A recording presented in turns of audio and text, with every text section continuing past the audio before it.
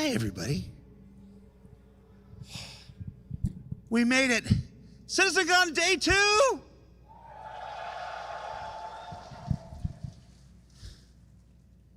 How's my mic? Is this where you want it, Anthony? Is this good? We were given notes after yesterday. I apparently had the mic too far from my mouth, and Dan was like, so they said split the difference. So we're gonna see what we can improve today. Hi everybody, I'm Jared. I'm the creative content lead for Cloud and Prem Games and Robert Space Industries. And as I said, welcome to CitizenCon Day 2. As one astute user on social media put it, yesterday we laughed, we cried, we doubled our dogs.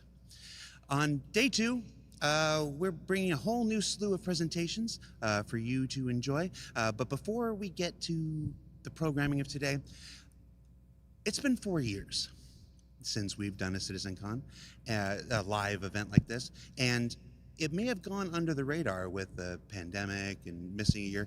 This is actually the 10th anniversary of CitizenCon and the 10th CitizenCon we've done. So I wanted to take some time.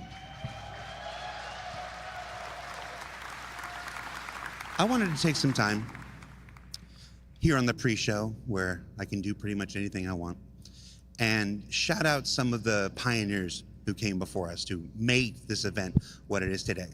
So CitizenCon actually started, the very first one was back in 2013, back in the Alamo Roadhouse in Austin, and it was the brainchild of Sandy Gardner, Ben Lesnick, and Pete Mackey. Now, it was in a little theater. Down in downtown Austin, and it was, for some, it was an excuse to watch the Wing Commander movie in front of a crowd and in a big theater. But for others, it was the birth of our annual convention and the introduction of Aaron Roberts and the Foundry 42 team at that time to the CIG family.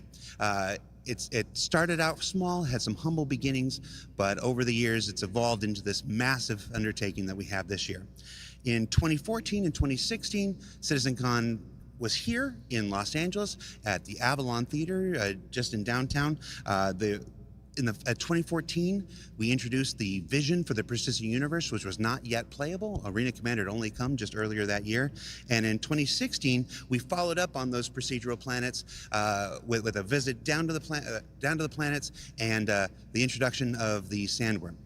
And Sean Tracy, if you're watching, when my Sandworm, man? Can we hear it? When my Sandworm, man?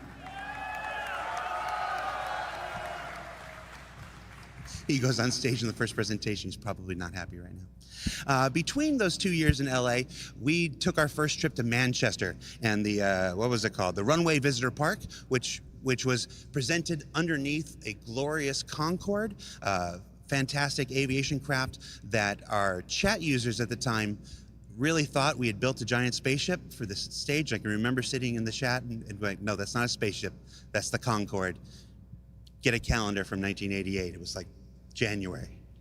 2017 was where things started changing.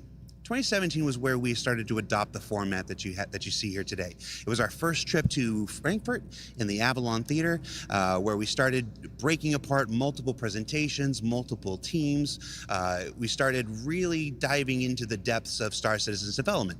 After the first several years of building up, having to build 4 studios around the world and lay the groundwork, CitizenCon had evolved to becoming the true showcase that it is today and showing you as many different aspects of our development as possible.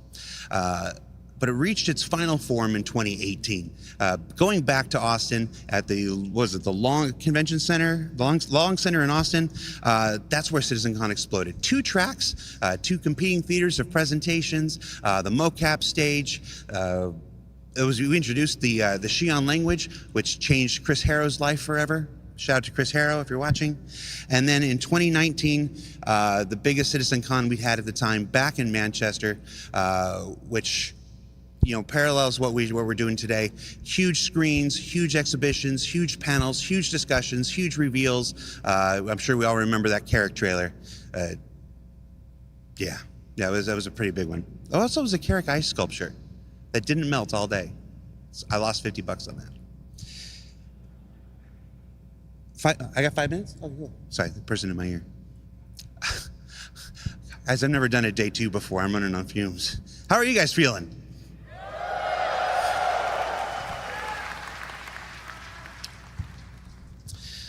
I do want to take this time, so like I said, CitizenCon started from humble beginnings, the birth child of Sandy, of Ben, of Pete Mackey back in the day. It's evolved over the years with many stewards, Eric Kyron Davis, David Roth, our stewards this year. They're gonna hate me for shouting them out. Leah and Tyler, please give them a huge round of applause for Leah and Tyler, who have driven this year's event and made it everything that you guys hear live and in the theater have seen. Hall B, geez, I hope you've seen Hall B during the interstitials between the panels if you're watching from home. Leah and Tyler have kicked the ball out of the park. I mixed my metaphors there. I wonder what I'm gonna be like at the end of the day. Let's go into the day's programming, shall we? So in just a few minutes, at the top of the hour, we've got Ian Leyland, Sean Tracy, Forrest Steffen, and Sean Tracy again for character advancement. They're going to show you some of the latest advancements in our character tech. You saw, and Andre, don't want to forget Andre. You're going to love Andre. Sorry, Andre. You saw a little bit of it in the Star Engine presentation yesterday. It's going to explode. And they're going to show you the full potential of that work for the star hair and the Starcloth and the facial stuff and the clothes stuff. You're not going to want to miss that. Life in the first person is a look at the first-person existence in our Star Citizen's first-person universe. It's not just FPS combat, it's how you interact with the universe around you, and a lot of improvements I think many of you are going to appreciate. Then Taking Flight, Yogi and Diego and Inez and the team there are going to be here for another live demo where they play the game and show you the amazing master mode and flight changes that have come from their work on Squadron 42 that are being brought over to Star Citizen. We're going to break for lunch again, 2 o'clock. Get your lunch, it's a long day. Then finally, two-part environment and gameplay summit here with Living on the Edge and Destination Adventure, where we're gonna go through a bunch of the new locations that are coming to both Stanton and the Pyro system. You're gonna wanna check those out. And for those who are here, be in your seats. If you have a chance to be anywhere, be in your seats as those presentations progress. I can't tell you why, but you'll thank me later. And then, of course, at around 5 o'clock thereof, timings, Chris Roberts will return to the stage for his closing remarks, his closing ceremonies, and you're not going to want to miss that. So that's our day's festivities. With that, I'm going to throw it over to Dan. He's back in Hall B. Dan, I hope you have more energy than me. Take it away, buddy. Thanks, Jared. It's good to see you guys back at CitizenCon Day 2, CitizenCon 2953 at the Los Angeles Defense Center. So many awesome things yesterday. We saw the server meshing panel. We saw people experience Pyro for the first time. We saw the community booths behind me, which we'll get to in a second. So many awesome things yesterday. I remember it like it was yesterday. What's that? We don't have the graphics budget for the extended flashback sequence. We have to move on. Okay, we're moving on. Well, welcome again. My name is Dan Haubrick. I'm the community producer here at CIG. Welcome you all to the show floor here at Hall B, the Los Angeles Convention Center. We have so many awesome things to show you guys today, whether they be community booths, we'll be talking to content creators, we'll be talking about JRDF stuff, or, things will go long and maybe we'll talk about some of it. Who was that strange leprechaun of a man? So many colorful characters here at CIG. Sometimes I regret being his producer, but there's no job security otherwise, so I guess here's where I am. At least he makes it easy for me. So here we have the community booth. Here we have the community booths. We're gonna get right into it. Follow me this way. We're gonna go right into the corporation. We have some people here now talking to the corporation. Excuse me, guys. We're gonna have a quick chat with the corporation if you guys don't mind. Welcome, everyone. This is the corporation. Now, these are one of the biggest orgs in the game. They're friendly to newbies. They have this really immersive scavenger hunt, so we're gonna get into it. Welcome, guys. So can you tell me, what's the main focus of the corporation? The corporation is a friendly environment for people to have game sessions regularly, to have a good community, to encourage more people to play Star Citizen, and for us to explore all sorts of sessions, that everything from racing to combat to just creating a better environment for Star Citizen players. And we look forward to its release so that we can have a wonderful exploration of the universe. Awesome, that's a great answer. So I hear you guys have a really immersive scavenger hunt you guys are doing for everyone on the show floor. Can you guys tell me a little bit about the scavenger hunt you guys are doing here at CitizenCon?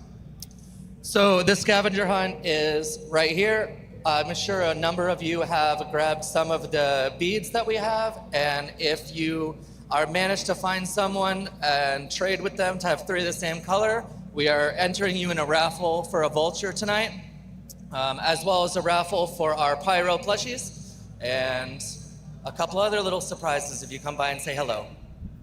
Well, guys, be sure to come by and say hello. The Corporation are, again, one of the oldest orgs in Star Citizen. They are a staple of the game, and we're so happy to have them here. If you guys are wondering, these community booths are all different orgs that represent a variety of facets of the game. Each of them brings something new and unique to the table, and it's why they are the backbone of the show floor here. They help represent the community, which is you guys. Now, here we have Equinox. What's up, guys?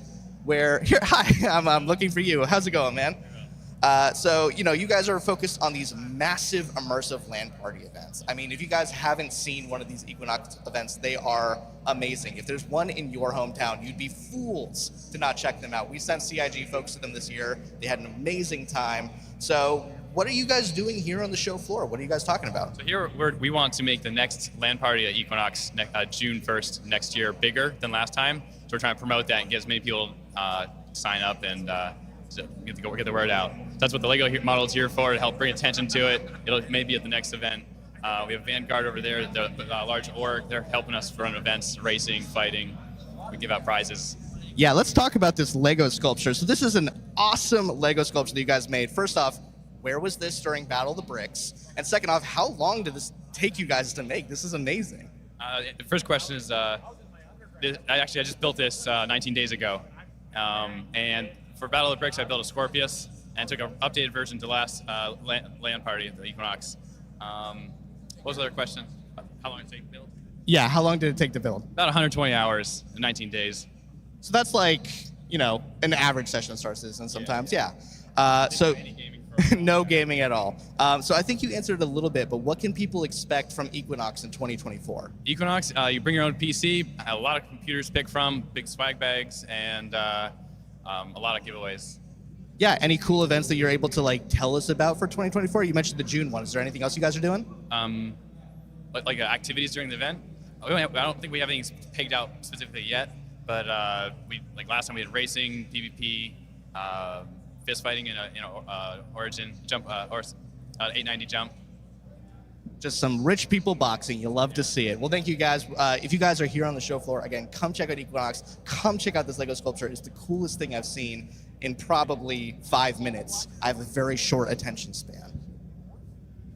We're going to be making our way now over to the Walkers of Sigma. Now, these guys are the forefront security org of Star Citizen. These guys provide security for major events like the Daymar Rally. They are the forefront runners, like I said, of security. So how's it going, guys? Happy to be here.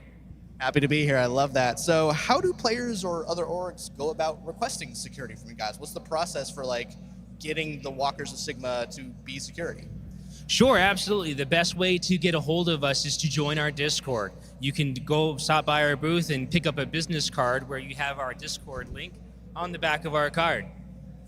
Let me see that. That looks so cool. Look at that. That's actual wood. Is this laser engraved? Yes, sir. Laser engraved. That's awesome. This looks phenomenal. Look at that. Here you go. I'm going to have you hold that for a second. So what's it like running security for things like Daymar? Obviously, that's a huge operation. There has to be so much that goes into it. What's it like running security for it? So running security can be both very stressful and also at the same time a little boring. You're going to have some of those servers, you're securing roughly 15 different servers for something like the Daymar Rally. So some servers might not see any action at all, and you're just kind of sitting there hoping and cheering on your favorite racer.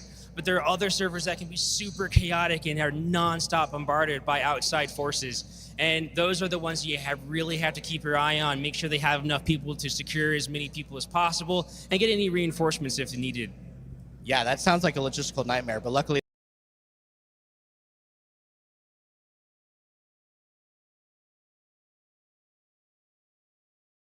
Walkers of Sigma to help make it all possible. So kind of last question, Jared and other people have been harassing me throughout the convention.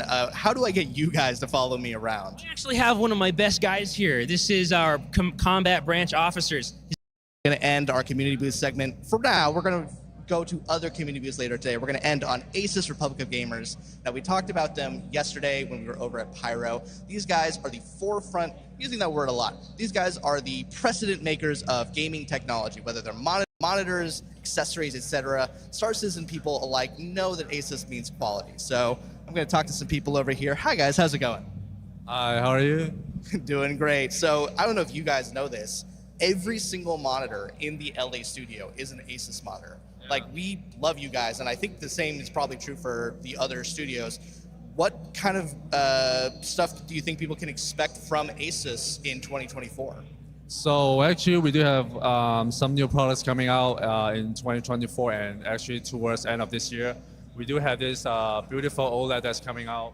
Let's take a look at that really quick. Dang, that is a nice monitor. Look at that. Yeah, that's going to be some quality. So you guys have that coming out in 2024. Anything else players can expect? So we actually launched our C790 refresh motherboard as well. That's compatible with the 14th gen recently. Yeah, that's pretty much it we have this year. I mean, that's going to be amazing. And my final question, what was it like to bring Pyro to people for the first time? I think it's great. I actually hope everyone enjoyed the peripheral and the monitors that we provide to you guys. So yeah, it's a great experience working with you guys too.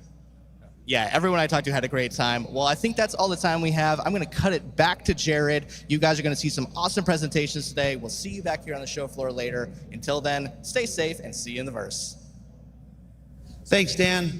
I'm here in the hallway audience. How you doing, everybody?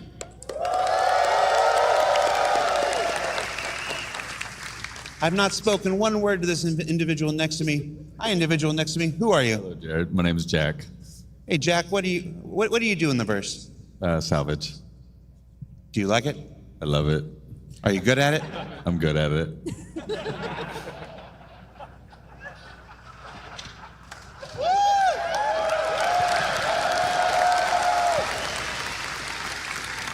Humble sort, huh? Very. Would you say you're the humblest person you know? Possibly.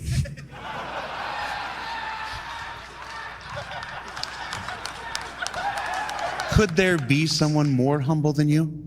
Probably. Never mind. All right. So a couple more housekeeping things. As Dan said, Asus is one of our amazing partners here to make this event possible. We also want to shout out our teams at IX Systems. They helped build the amazing server technology that we're using in the Pyro Playground. We are not connected to the internet. We have our entire environment replicated here. It's back there. You should go check it out.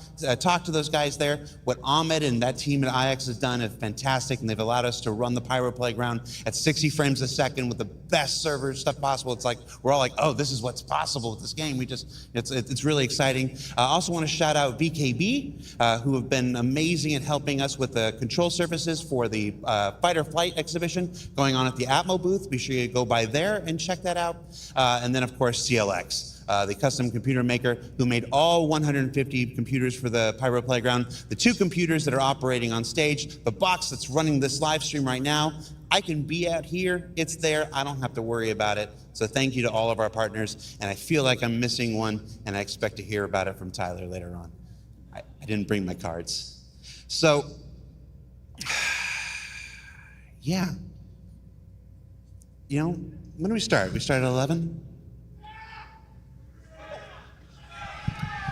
We got 5 minutes. How should we fill the time?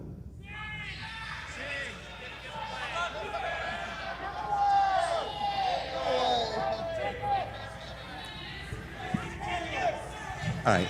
Okay. So here's what we're going to do. Back in 2013, we attempted to sing Star Citizen Happy Birthday. And at that time, there was a weird legal kerfluffle. It was believed that the stream got muted because we sang Happy Birthday on stage, and Twitch automated content said, no, don't. It's our birthday. It's a little late. It's also Jake Acapela's birthday, so if all of you would join me in a rousing edition of Happy Birthday, we're gonna test the stream gods and see if we don't get muted. So ready? All right, everybody. 1, 2, 3. Happy birthday to you. Happy birthday to you. Happy Birthday, dear Star Citizen.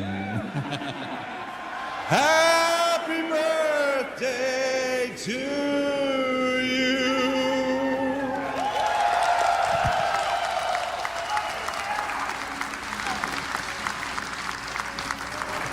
All right, with that, we're going to take a break.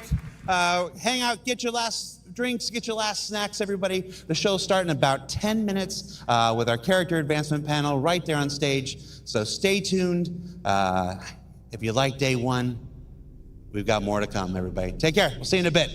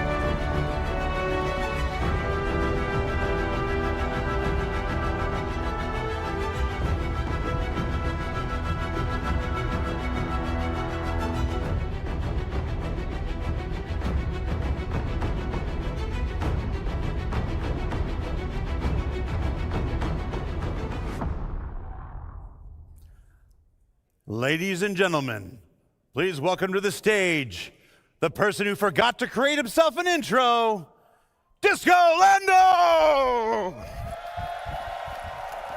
Woo-hoo! He also had caffeine in the last 10 minutes. Welcome to CitizenCon Day 2, everybody! Are you pumped? Are you psyched? Have you eaten 2 dogs? Get in your seats. It's about to start, ladies and gentlemen. Welcome to Day 2. I'm not going to take up any more of your time. Up first, character advancement with Ian, Sean, Forrest, Andre. Give it up. Bone, start the show.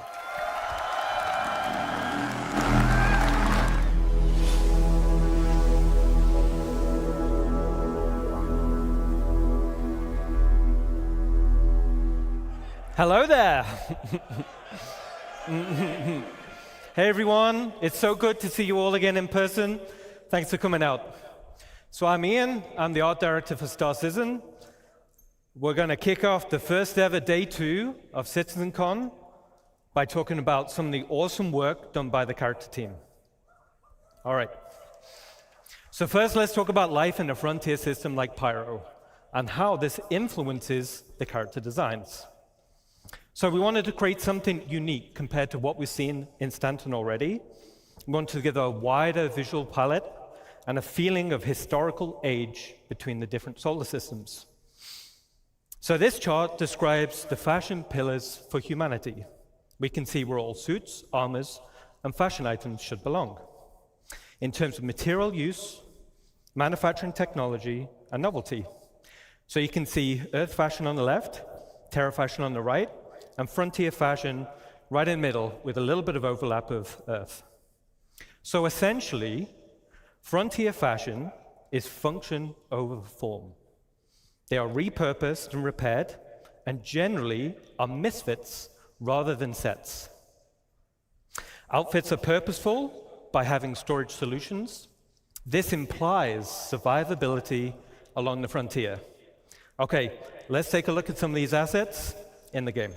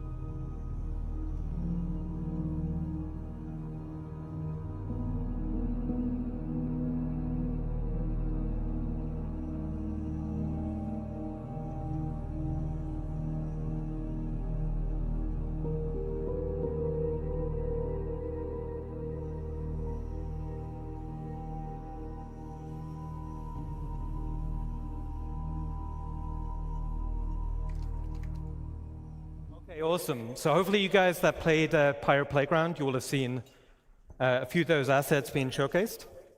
So as we saw from the video, pouches and storage are a key part of the Frontier aesthetic.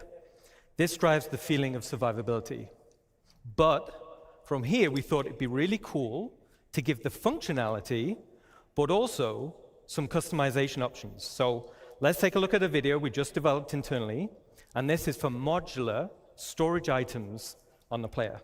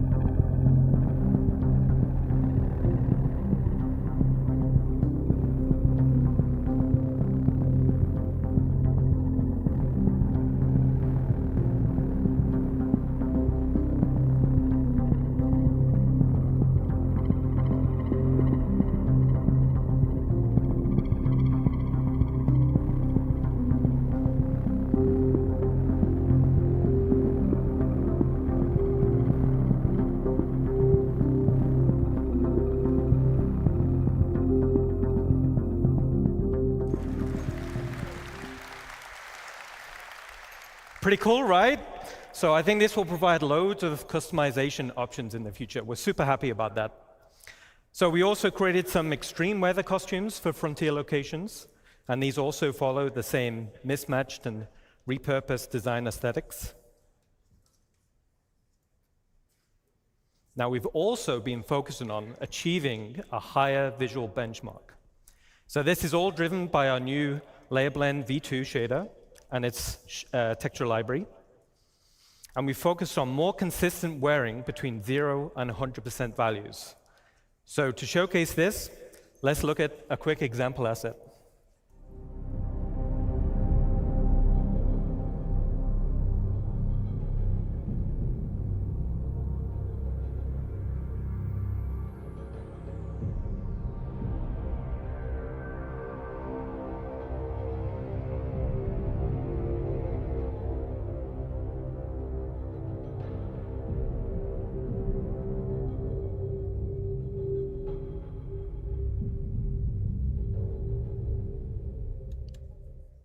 All right.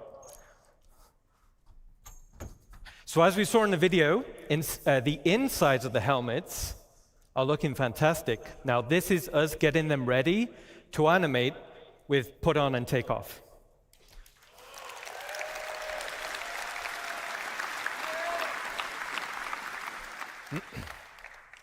So in summary, Frontier Fashion is expanding the visual design palette for humans, giving a more credible feeling of age and history when you travel across multiple solar systems.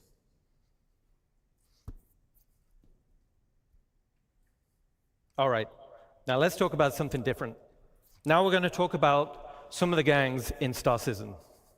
So Ninetales have been one of the main gangs in the game. So far,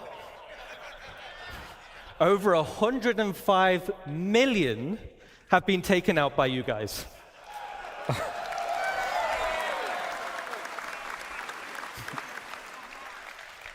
So you guys have been busy. Great job. All right. So it was like, all right, now we're going to need to introduce a few more factions to the game, okay? So the first faction we're going to talk about is Rough and Ready. So the aesthetic of the gang was to be subtle. They're understated in terms of clothing, and they almost blend into their environment. On closer inspection, you'll notice their tattoos. These signify rank and progression within the gang. Let's take a look at a quick video.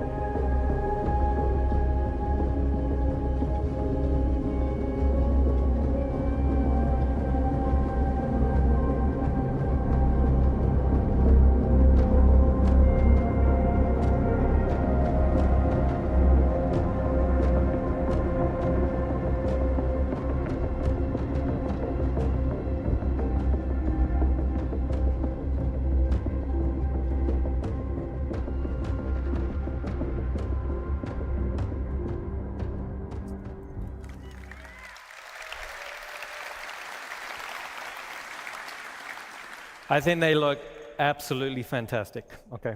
So the Rough and Ready can be found in some of the space stations around Pyro. Now the tattoos, like I said, the tattoos form a progressive design. This illustrates the hierarchy within the gang. As a player, you'll be able to earn these tattoos and apply them to your character.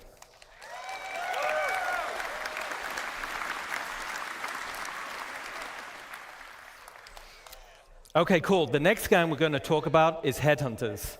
So this gang is also located in Pyro, but offers a completely different frontier aesthetic. More of a wasteland vibe with lots of personality, and this will translate into the behavior types.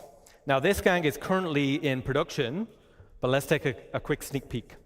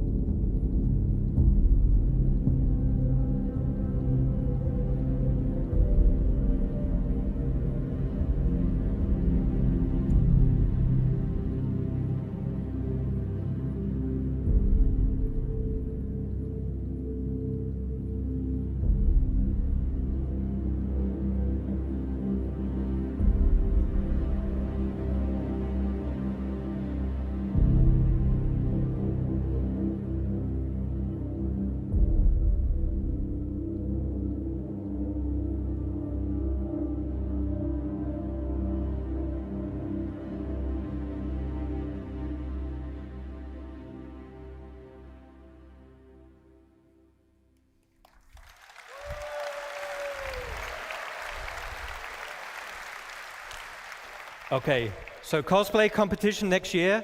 I can't wait to see what you guys come up with. All right. All right, so they're looking awesome. Now, the last gang we want to talk about is Dusters. So Dusters are a criminal gang specializing in mining-related crimes. Now, internally, I love the original Desert Nomad armor. You can see him here, right? Now, I wanted to use it as a starting point to establish the Dusters design language. So here we can see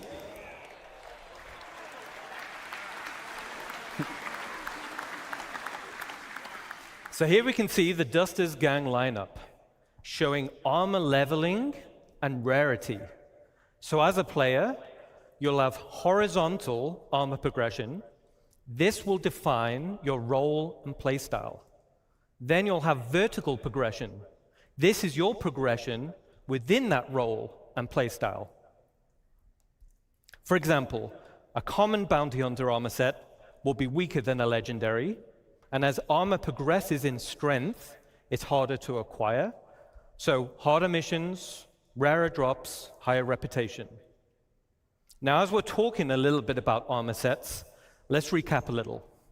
So the goal is that players should consider which armor to equip based on the role they wish to fill and the scenario they're heading into. There will be also greater differences between the current armor types. So light, medium, and heavy, and this will be in protection and mobility. New armor categories will be combat, specialist, utility, and support.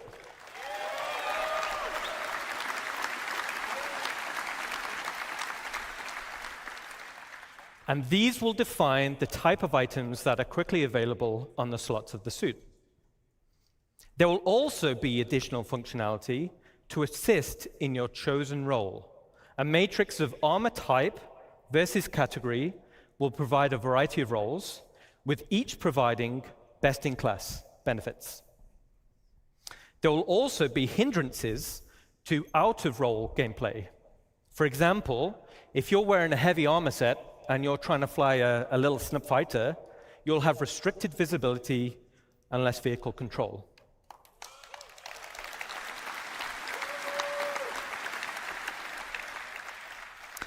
So in this scenario, like a flight suit armor type with resistance to milder G-forces would be preferred.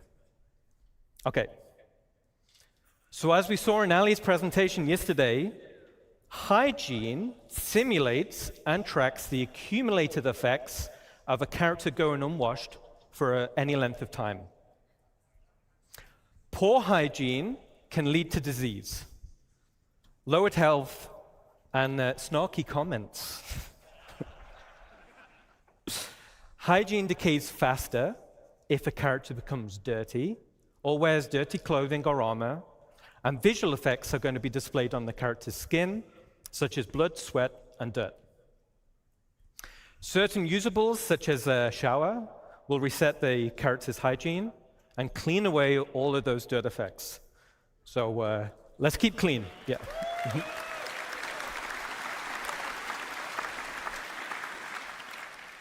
Okay, so that covers a quick recap on armor sets and hygiene. Let's get back to a video showcasing the Dusters.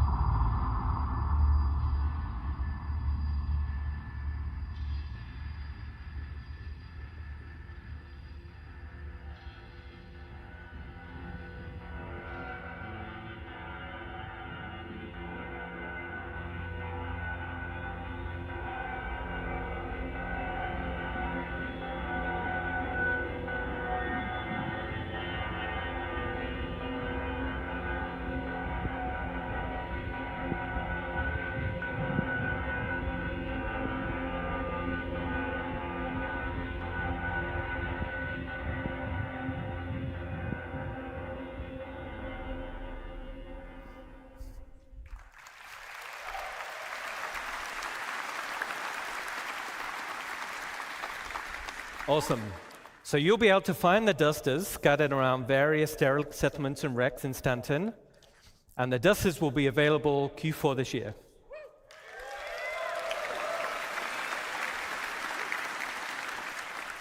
And with that, I'll hand you over to Sean Tracy. You guys have been awesome. Enjoy the rest of your show.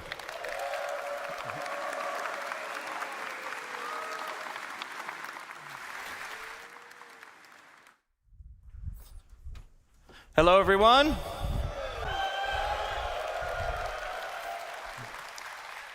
All right, so I'm Sean Tracy. I'm the Senior Director of Tools and Tech Content here at Cloud Imperium Games in Los Angeles.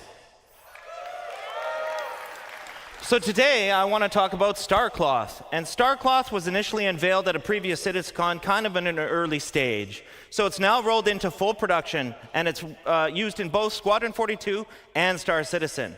So it's going to be seen on more and more assets, like some of the great art that you just saw. So what's really cool about it is that it's unified with the physical world, whereas before it wasn't unified and was based completely on character movement.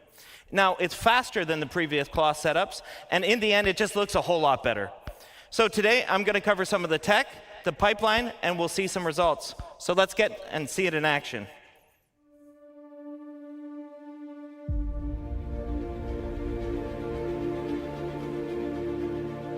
Trench coat. Cloth is hard. Guys have to run upstairs, they have to crouch, they have to prone. It's got to collide with the environment.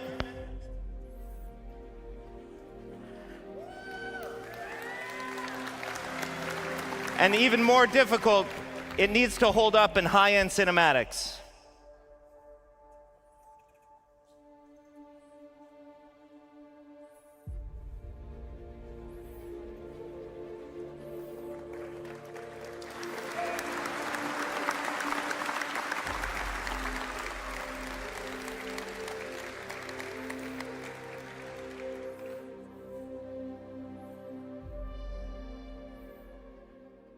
Cut that one just before some good spoilers, so.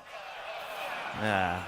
All right, so how's it all work? Well, Cloth uses two meshes, a simulation mesh or cage, and the render mesh itself.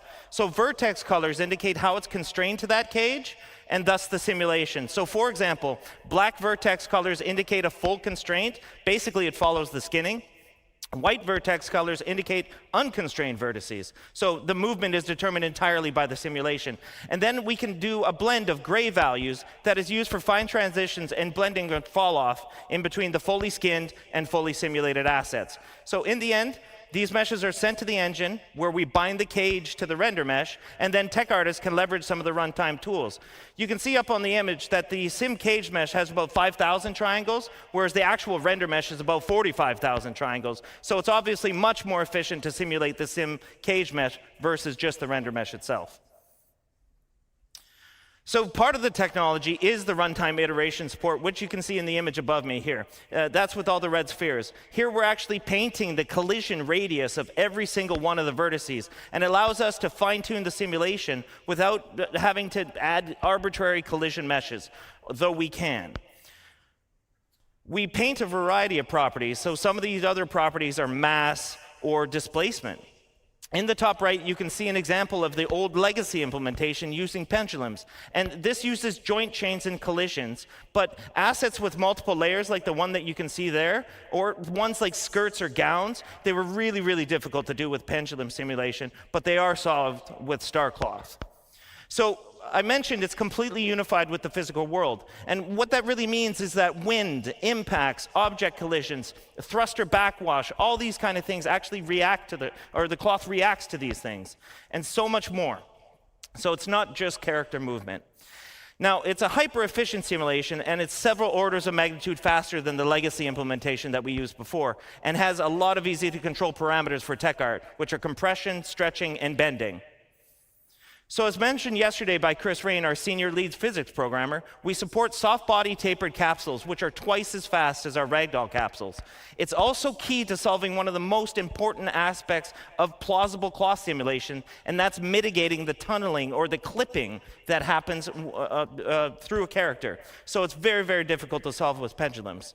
So with all this tech in mind, we can do really complicated assets like the Duster and the one I want to show you now.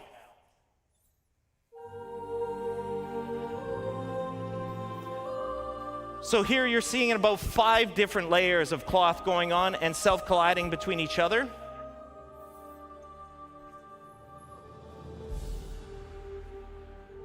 It's reacting to the planet wind, which is always changing.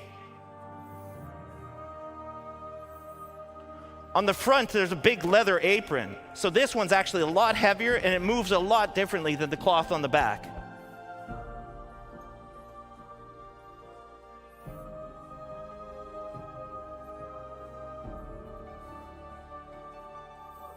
So he's walking into the wind here.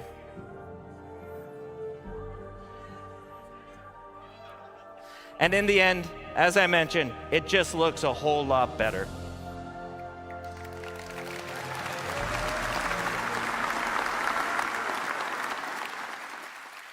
So with that, I want to hand you off to my friend, Andre Piers, who's going to talk about hair. Thank you, man. Hi, everyone. So, nice to be here in LA with all you guys. So, I want to start with a question, okay? How many of you are actually excited that we're getting new hair into the verse?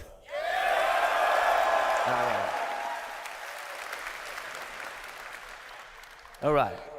So, I'm Andre. I'm the lead artist in our recently formed hair department. We branched out from the character art team and created this department. And it's a pleasure to be here today with all of you and tell you that we're damn proud of what we achieved. It's been a long road, but definitely worth it, okay? Now, we're going to start by just looking at the most impactful changes that we have in our workflow, okay? A bit of a technicality part. Then you're going to get to look at the benchmark assets we have created, okay? And from there, we're going to take a glimpse into the future of what hair could be with a more diverse hairstyle, where we're trying to run away a little bit from the military look that was driven mostly by what Squadron 42 was, so because we did a lot of work for that as well. And yeah, from there, as a last note, I'll have a special announcement for you guys, okay? Don't want to spoil it, but you stick around, you're going to love what we have, okay? So, first thing I want to touch now, very simply, okay? Hair for games is hard. It's really hard.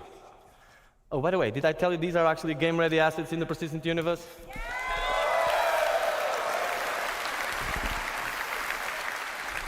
Fully rendered in our engine, okay? Game-ready, performant, ready to be shipped, okay?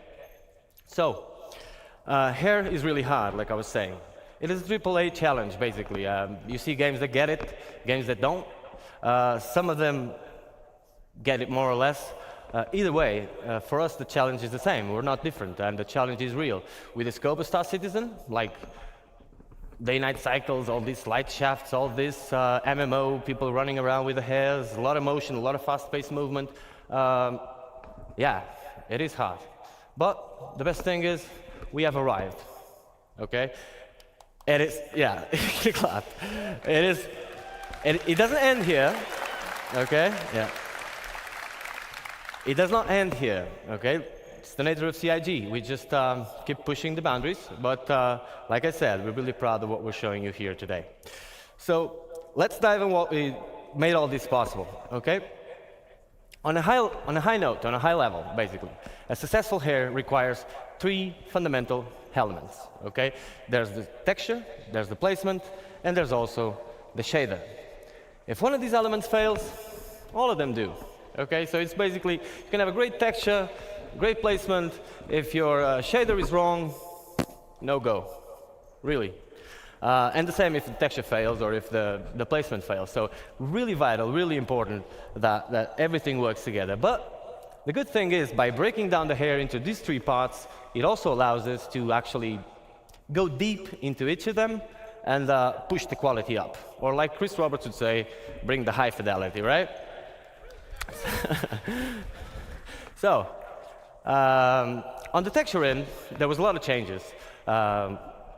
What you see on the top there, the common approach of a AAA game would be to have true black, true white on a transparency map, a bit of taper on the tips and roots, and call it a day. That's what happens in 99% of the games. Now at CIG, we went a bit further than that. We tested all the thicknesses that were actually reasonable to test, of course, and we came to a realization. The hair doesn't need to be thin enough. It just needs to look thin. We do need it to be thicker enough, thicker than the real-life hair, because if you take one of your hairs, you'll see it's really thin, right? So it does need to be renderable. That means if it's really thin, it will be sub-pixel rendered at some point. With the motion and all that, we will get a lot of artifacts. And so that would be a no-go. We do need it to be thicker than in real life. But can we make it look thin? That was the question. So we came to the realization that from hair, or from scalp to hair, and from hair to the background, so these 2 points, the transition points, are the most important ones for the hair. So we aggressively tapered the tips, which is what you see over there, and added a gradient to it. So no longer true black and true white. Now, this is a lot of technicality. You will see practical examples of this, but that allowed us to have smooth transitions and basically achieve the result we expected. On the placement side, we came up with hair libraries, basically. Now, I could be here all day talking about hair libraries, okay? Because I'm a very technical person, and if you see me around the venue, feel free, I'm Andre. You can just come and talk to me about this. I'm not going to bother you all that for 1 hour about this, but I'm going to give you a very quick example that you all can relate. So imagine in real life, you have a construction business, and you could make one wall, one roof, one floor, and one window. You make it all work together, and from there, you're not only building your house, you're actually building the whole town, and then the whole state, and then eventually the whole universe, right? That's what air libraries are. Obviously, the result, if you could do that, it would be much cheaper, much faster, and above all, you wouldn't have a fruit salad of assets, which was what we had in the hair not too long ago. And by fruit salad, I mean several artists working through the years, each one of them applying their own workflow. Everybody's at different levels of quality, of course, different minds, different ways of seeing the same problem. So at the end of the day, fruit salad, right? And we wanted uniform quality. So for that, air libraries are a great solution. We also decreased the time of production of hairs. So it was taking us 20 to 40 days to create one hairstyle per artist, okay? Right now, it's going from like 3 to 5, 7 days per hairstyle, which is that great news, okay? So yeah, that was a major achievement. Cool. So hair libraries are just a thing. We love it. It's not just picking up a texture and putting it there.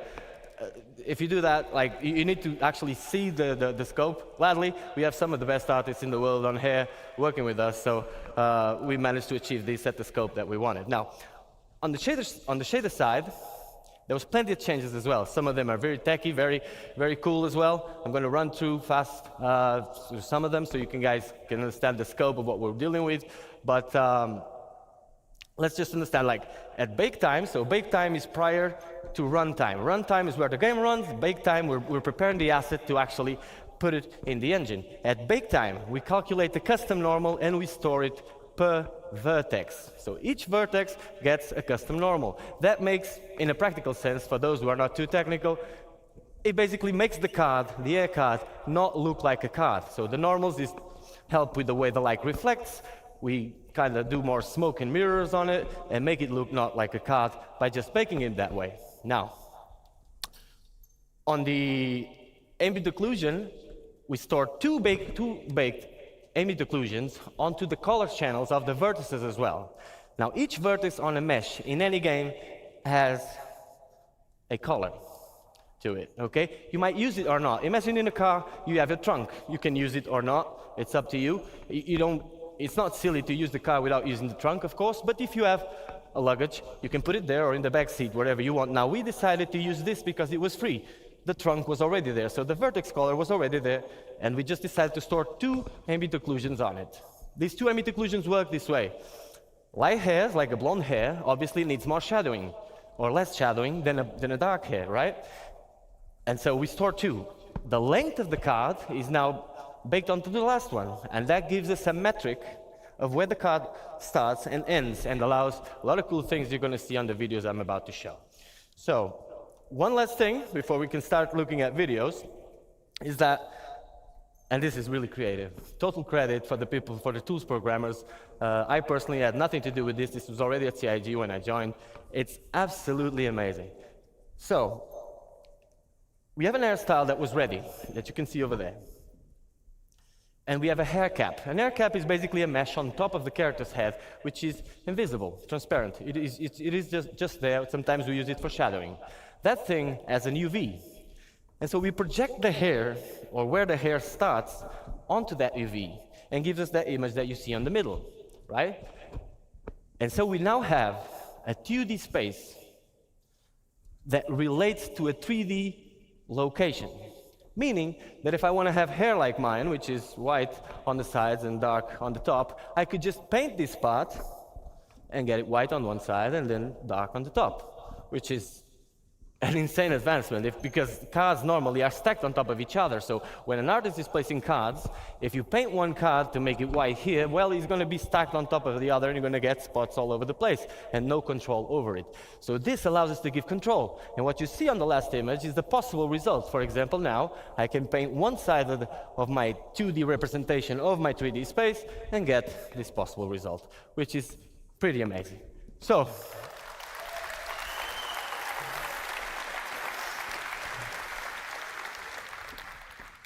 next video, we're going to take a look at our tools, okay? This is not the way it's going to be exposed to you guys in the character customizer. You will know more about that later, okay?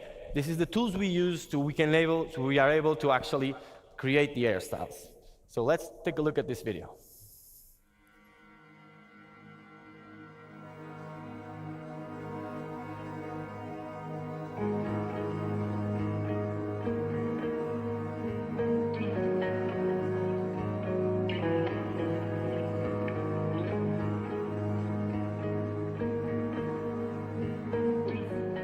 You have the full range, so you can go for full white. These are melanin ranges, so realistic ranges.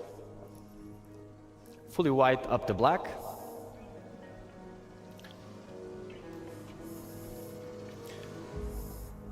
Obviously, you can go redhead as well.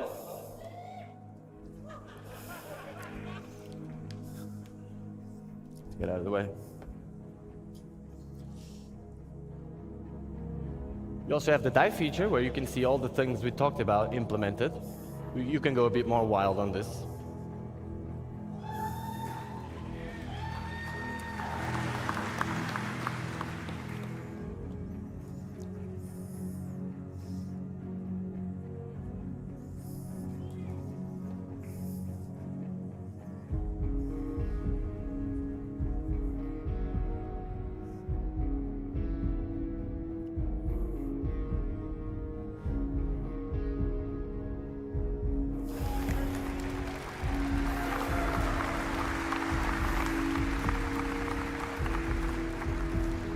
And this is why important the length of the card is stored in those vertexes. And obviously you can fade it as well as much as you do. So all the possible combinations between the realistic melanin ranges and the dye layer, okay? This is how the occlusion is working, so you can see these shadowings, creating more negative spaces, more structure to the hair. And if you look at the temporal line here, you can see how this pixel depth set helps us with the transitions as well. Cool. By the way, did I tell you these are actually game-ready assets, ready to go to PU?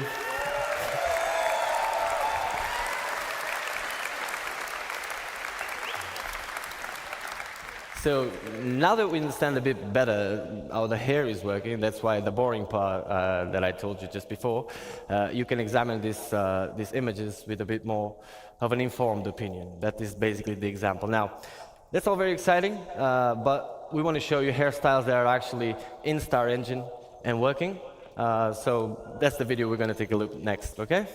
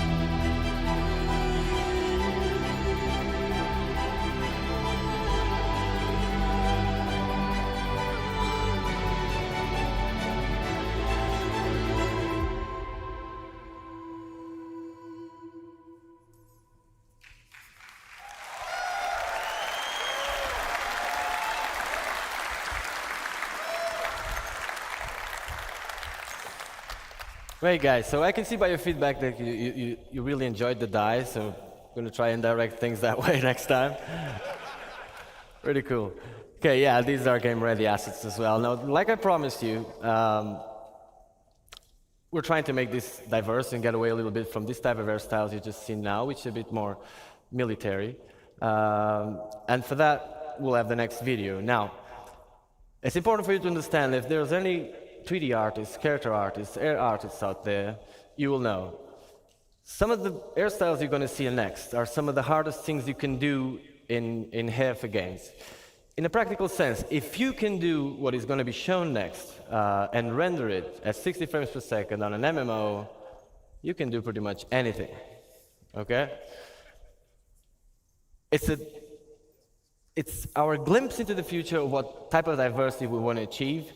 We're not only going for this style, but just showing you that if this style is one of the directions, then the full range will come. I hope you enjoy.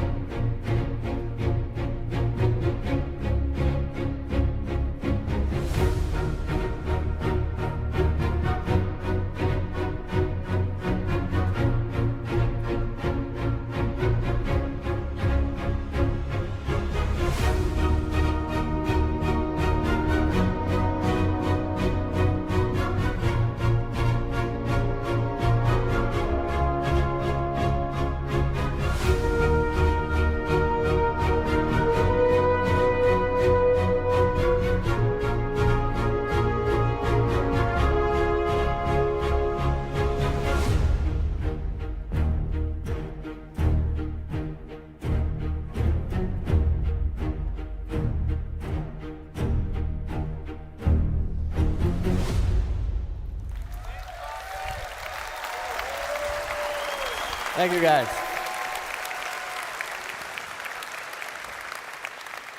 So yeah, like I've been saying, these pictures you see here, they are all rendered as you've seen in real time, depending on the light conditions and stuff. But there is no tricks here. This is actually how it looks. And that's why we're really proud. Like I said, it doesn't end up here, okay? We're pushing this forward. This is just to replace the stuff that was there. I'm pretty sure you guys were tired. Nobody at CIG was happy with what we had. I can assure you that. Yeah. Especially as an air artist, right? So, but we finally arrived. Now, we've seen all this. What does this mean in a practical sense for you guys? It's the question you may have. Well, let me tell you really fast. We made over 75 hairstyles since like 6 months ago. On the last 6 months, we made 75 hairstyles. That is a lot. That was possible with all the changes we made. Yeah. Yeah. That is a great achievement. Now, we cannot hand them all to you right now. It's very simple. It's very simple. It doesn't end up here at the artist end, okay? After this, there's a tech art pass where they need to skin it. They need to make it work with hats, with goggles, with everything that needs to work, right? So it's a process that takes time, but we wanted to have a certain amount, a quantity that would be enough to replace all the stuff that it's there, give you enough variety for you to start, and that's what we're going to see next. Now, it also tells you when are you getting it. So, as a last note, I'll leave you with this video, and next, Forrest will come here to talk about this stuff. So, let's take a look at this, guys. This is actually what you're getting. Into the PU.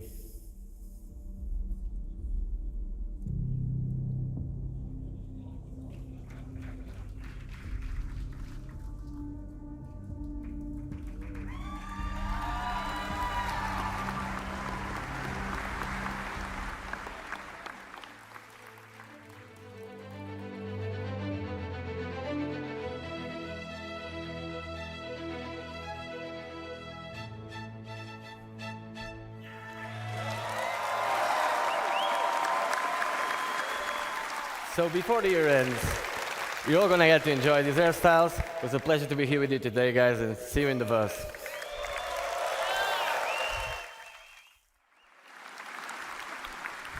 Another round of applause for Andre and getting new hairs into the game. I can't wait to put new hair on my character, I'll tell you that.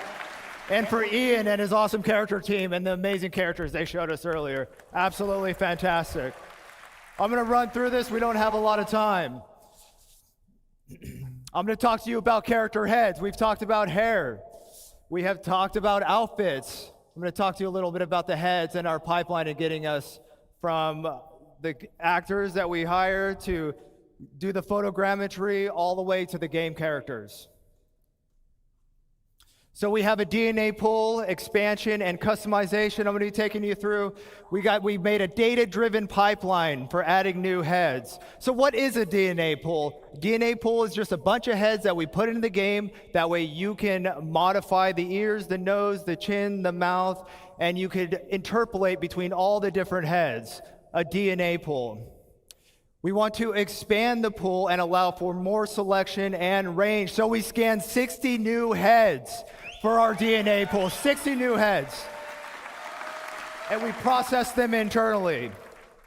We also added customizable facial features, skin tones, complexion, makeup layer on top, revisited the eyes. These characters look new and they look great.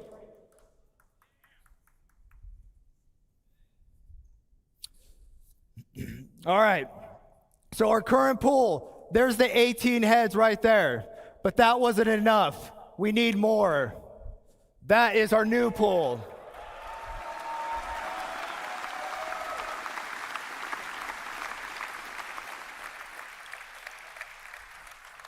Very exciting. Right now in the PU, when you're playing, see that center row? You get 9 females and 9 males. And now we're going to be getting all these characters. It's for Squadron and the Persistent Universe. How do we do it? Well, we partnered with Clear Angle over in Pinewood, London. And they have this thing called the Clear Angle Dorothy scanner. The scanner improvements allows us to get shoots done in 4 weeks of sessions. Custom coded flash that just kind of does it automatically, all calibrated. In seconds. To give you an idea, our old process for doing this took hours to calibrate. This thing does it in seconds. Talk about state of the art. Average of 4 scan actors per day now. We used to be doing 1. What this means to you is we can get you characters faster. We can get you new heads faster. Polarized image data resulted in improved spec, blah, blah, blah. Those are awesome texture maps that we could put on the head. That way we could render them, make them look really good. Photogrammetry captured in raw images at 8K texture map resolutions. Hyper accurate scan results. Now, close your eyes if you're a little sensitive to light.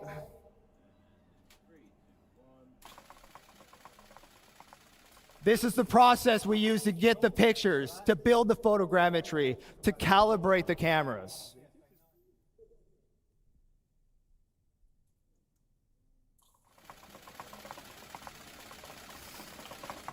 Cool. Relax. So the rig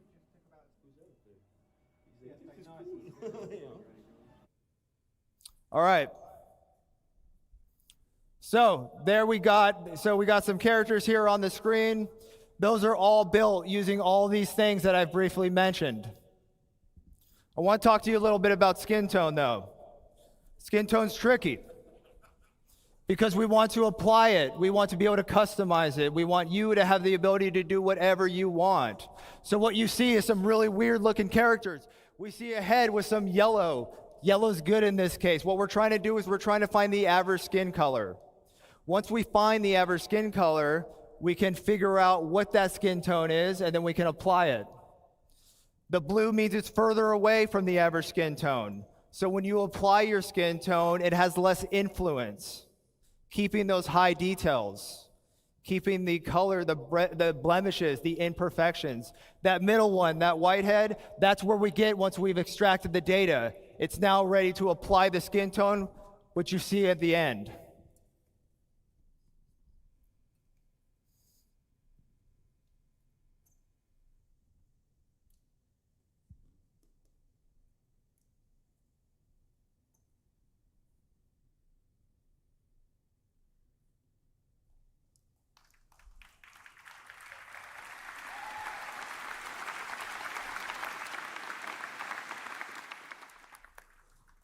All right, so here's a little more detail what I'm talking about. We knew that we were going to get a pull for these heads, this pool of all these different awesome shapes, noses, ears, lips.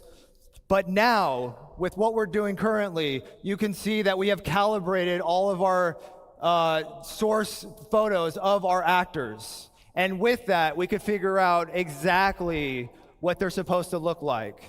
And then once I extract and do the average thing, I'm able to get a value.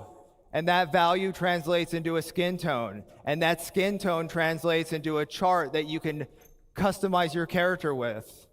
And what's great about this is as we grow our pool and we get more heads, we get more skin tones. So our skin tones aren't based on, you know, whatever it should be, what should it be, what does it look like? These are real data. These are real data that we get from these incredible clear angle scans and the incredible tech that is written by our staff.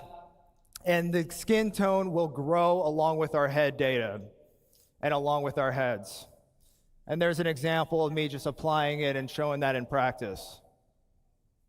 And now here's another look. Here's a couple more characters that I put together with this stuff. And here's what's great about that.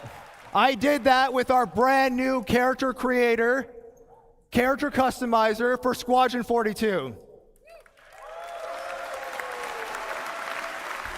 Every head you see in here, which will also be applied to the persistent universe, so all heads are in the verse.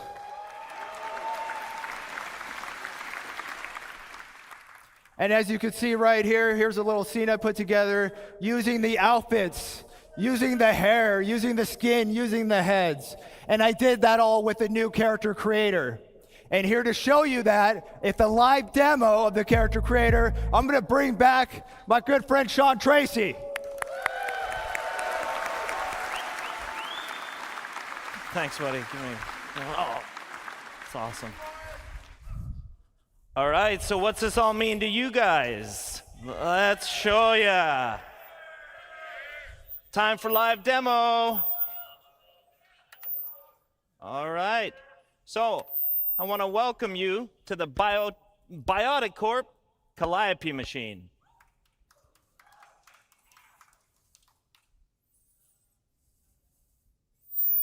All right, so here you can see we've got the, whoa, I'm getting feedback.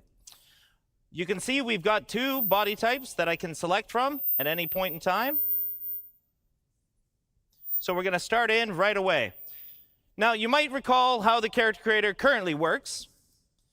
You would have a whole bunch of source heads from our DNA pool. We would select one of the facial shapes, and then we'd blend it up or down, depending on how much you wanted that certain facial shape. Now, this was pretty good, but it's not the most intuitive of systems.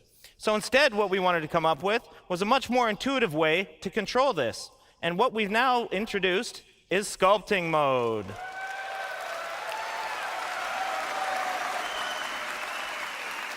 So it's quite interesting to know what's going on behind the scenes, and this wasn't an easy problem to solve, but our animation programmers and tech artists and everybody came together, and they figured out a way to basically make it so that from the DNA pool, we are making a selection based on what you want out of it.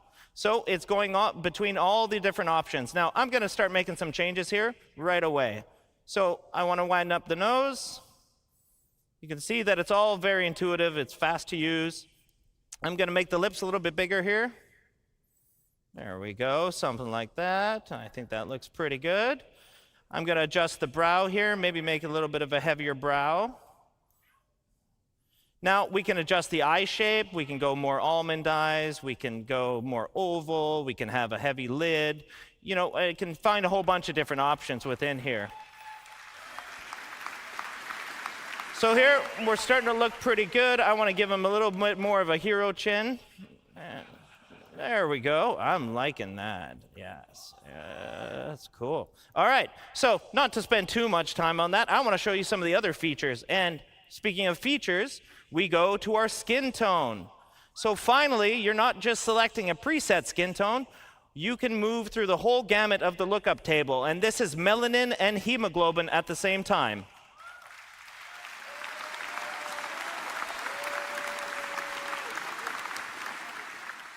So at the very top of it, I've got a texture slider. So instead of the whole head sort of selection, we can go between all the different textures. Now, like Forrest mentioned, we're going to have 30 of these for one body type and 30 for the other body type. So here, I'm kind of liking, what am I like? Oh, I like this one. So here, and I'm just going to set a skin tone that I kind of like. Something like that. That's cool. All right. So the next step in our skin tone is the complexion. And complexion, we've added freckles.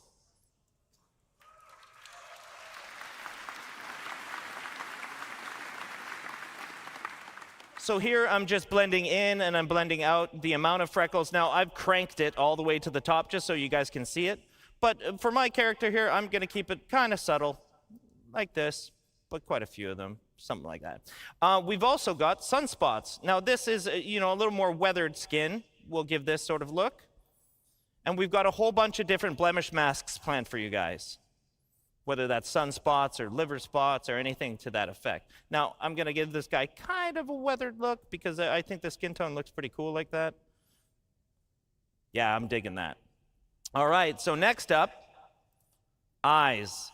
So no longer do we have the green and the brown, just the full selection. You've got a full RGB chart of what you want to select. So if you want to have bright green eyes, if you want to have hazel eyes, if you want to have blue eyes, if you want to have any of these eyes, this is all very, very nice. So again, we can go with deep browns. We can go with sort of a steely blue, which I'm kind of digging for this skin tone. I quite like that look. That's cool. Oh, well, we'll get into some funky colors, don't you worry. All right. So one of the other things we've added, and it was mentioned before, we've added a makeup layer. And with the makeup layer, we're totally inclusive. Any of the body types can have makeup. Now, I don't want to spend too long on it here because we're going to get into it in a couple minutes. But I just want to show you sort of blending that in, blending that out for this particular body type. So next, as Andre talked about, we have all the hairstyles that you could want. So I'm just going to pick a couple different ones. There's a reality for some of us and another reality for another one of us. There it is. That's what I want my reality to be here. Something like this. I'm digging the mohawk, though, for this one. He's got a bit of a Mr. T look to him. I kind of like this. Yeah, I pity the fool. All right.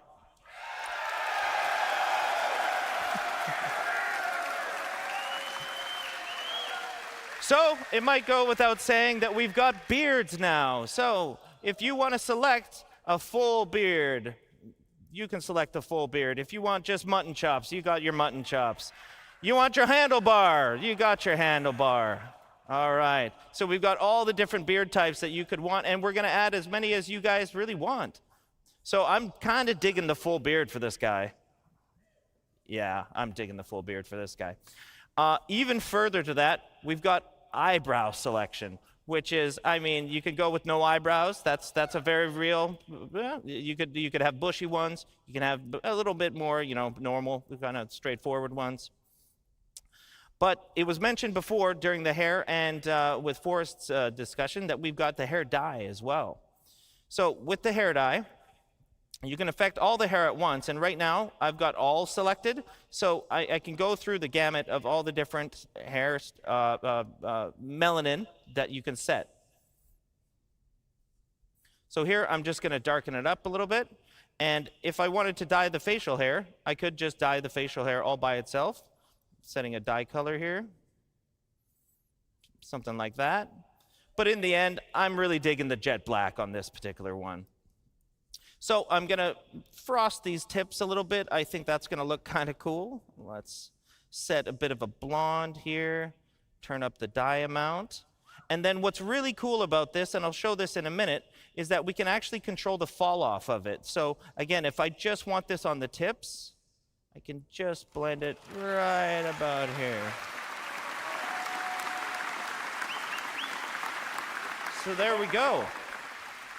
He looks a lot different than how that started, and I think that's actually pretty fun. Now, there's a lot of stuff in here, and I can't wait for you guys to explore it and spend as much time as you want customizing and expressing yourself as a character. So once you're done, you've got to sign off a personal declaration that the physical appearances that the calliope process has allegedly caused are okay with you. So let's go to our next body type. All right. So I'm going to go to town here real fast, right away. And you might think it looks a little off or so, but I don't know. We're going to get there. Let's make some changes here. I'm going to adjust the bridge of the nose, maybe a little bit of the cheekbones here. That's maybe a little extreme. Let's go back here, something like that. And I'll make the lips a little bit smaller here, and I'm going to lengthen that chin for a little more of a triangle kind of face here. So you can see, you can tweak to your heart's content. You can spend a lot of time doing this. And I don't really like the brows. I like a little bit softer of a brow for this particular character. That's looking pretty good to me, actually. So next, just like we did before, we go into features. We can do the skin tone. I'm going to select a certain texture here, just because we got to get going on time here. Let's go. Something around here is looking pretty good to me. Cool. All right, we go into the complexion the same way that we did before. So we start with the freckles. And I kind of like a real freckled appearance on this particular character. And I'm going to turn down the sunspots. So we move forward to the eye color again. Ooh, I'm really digging the green.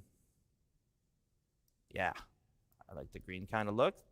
And we get to the makeup. Now, this is where I wanted to spend more time. Now, I'm arguably not very good at this, but I will do my absolute best to show you guys how you can use it.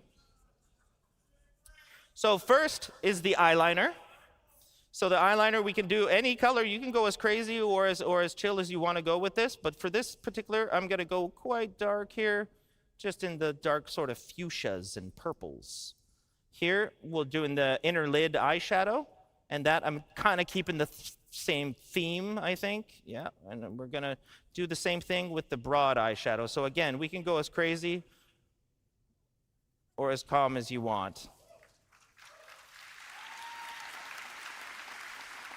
So what I've had good success in doing is kind of having it cranked, and then I just pull it back to a little more of a natural blend, something to this effect here. Next is the lips. We can do the exact same stuff on the lips. Now what we have is a whole bunch of different makeup masks, and you've got 3 different channels within those masks, so basically 3 different colors that are affecting different areas of it. Now for the lips, we can go with the same sort of theme if we wanted. And I think I'm actually kind of digging that. And let's go on the lip liner, a little darker. And then lips are a lot more glossy, so we can increase the gloss there, so that looks a little more like a lip gloss.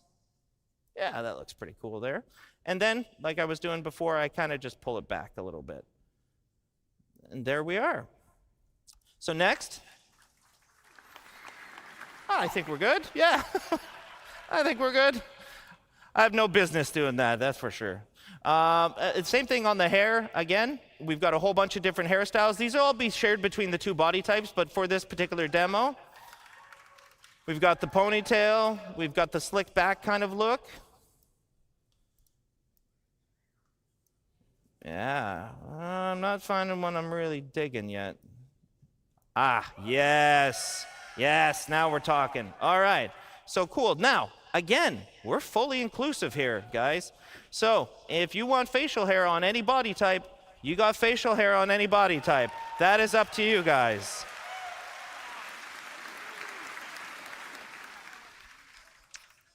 So on the eyebrows, I'm just going to leave them because we can't really see them anyways. But for the hair, I really like dyeing this hair a certain color, sort of, something in the darker range. I'm going to turn that down. I like the nice jet black. Look at the makeup bounce out. That looks cool. I'm going to turn up the dye, though, and I'm going to try to carry my same theme forward here.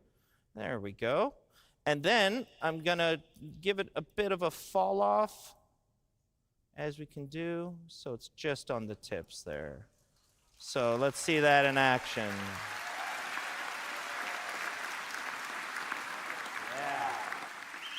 All right, so now, at first, we weren't sure about that character, right? But in the end, I think she turned out, definitely. So you go to a review, sign off your declaration again, and head to game. So, I'm really lucky to be able to sit in front of this. And again, it was a huge amount of work from tech art, engineering, designers, and specifically the squadron feature team that has done all this work.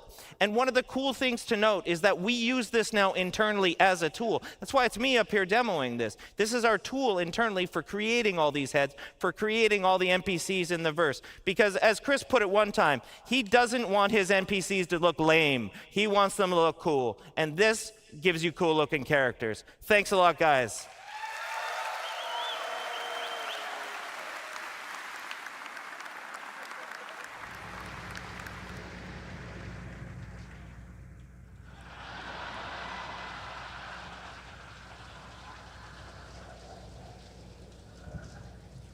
It works. All right, we're behind on schedule, so let's welcome the Life in the First Person crew. Take it away. I'll be here. I'm busy.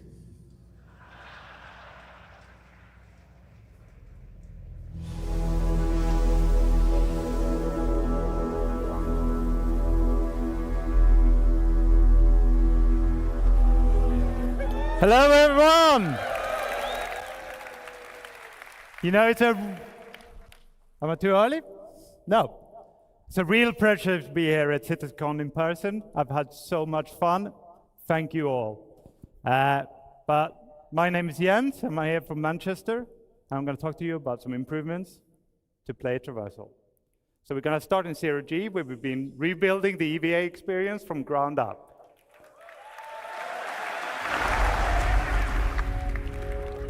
So the first thing you should see is that we've made the exit from gravity less disorientating.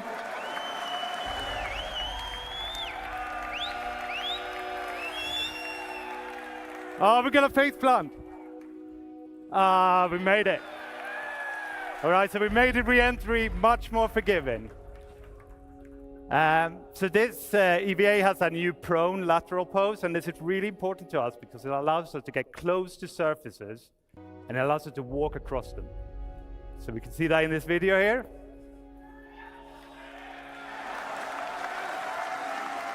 Okay, and as it gets to the end, we're going to jump off. Okay, here we go, into that. And this smaller profile lets us get into spaces we couldn't get into before, or not easily with the old EVA. We're going to traverse through here, thread the needle, and also the collision is much more forgiving. We're going to slide off at slower speeds, so we're not going to be spinning away. Okay, big reveal. Love this station. This is amazing. And we're also adding grips, so in interiors, you might be able to hold on to grips to do interactions and walk between the grips to get better control. Now, thank you very much. So now prone has long been a problem motion set for us, right? But taking these EVA posing solutions we saw, we can now rotate around the camera without any lateral translation, so we're not rotating around the hips anymore. And it allows you to aim much better. We're also not moving the body, so we don't need to worry about the external collisions anymore, right? We're not going to get pushed around.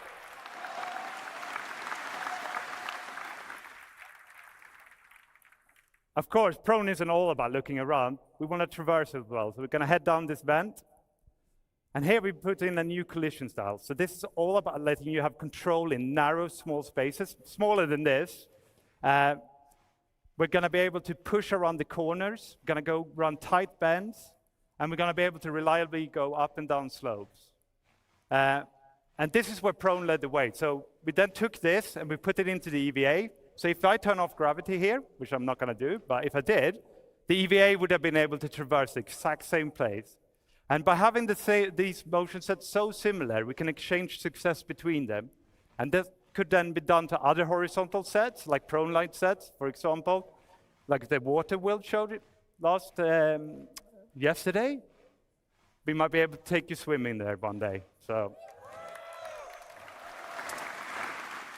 Okay, we're going to move from the horizontal to the vertical. So with ladders, we put in some new subtle and significant improvements. So we got midpoint markups that lets you enter the ladder at anywhere. We're going to let you look around so you can do 360s. We're going to let you lean on the ladders so that you can avoid obstacles or peek around corners.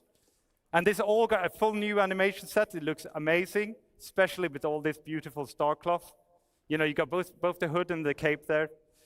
It looks amazing. Okay, so with combat, we wanted to add more speed to the encounters. So what we've done is we've removed the weapon penalty, so you can move at the same speed with and without the weapon out. We've reduced the inertia, so you're going to be able to push up to your desired speed faster. And this is already in 320 and 321, and we've got more things like this to come. Right, so I didn't just want to talk about improvements. I've hinted at swimming, but I'm going to show you a different feature, right? So sliding. So with the power slide, you inject a burst of speed. This doesn't just take you from A to B faster. You're going to have a reduced profile. You become a smaller target. It doesn't come for free. You know, you're sprinting, so that's going to cost you stamina. You're sliding, that's going to add some stamina cost. And when I do it back to back like this, my heart rate is just pumping, pumping, pumping, right? So you got to be a bit careful. You can't just slide your whole way from the hubs to the spaceport. Okay, so another thing that is really important to us is that with the slide, it's a short duration, but we want interactivity as soon as possible. And that's true for all our motion sets. We're going to go through all of them and give you interactivity. So with the slide, we want you to be able to aim around as soon as possible. The moment you hit the ground, you're going to be able to aim around, all right? And the direction is locked, so if I was to slide from one end of the stage to the other, I would be sliding this way, but I'd be looking this way, right? Look at you guys, hey. But while I'm sliding, I can hip fire. And as I come out in the exit, I can ADS, I can lean. I could go back to sprint right away, so I could do back-to-back slides, like we saw in the last video. Okay, so moving beyond Traversal, just to finish this section, I want to talk about new hazard. Now, you saw this yesterday in the UI demo. I lost my phone. Bone, can you press the button? That's it. Okay, radiation, right. So radiation, for that, is a new addition to this active status system. And we need to look at the bottom left here. So in the middle, you got the amount of radiation that being pushed on your body.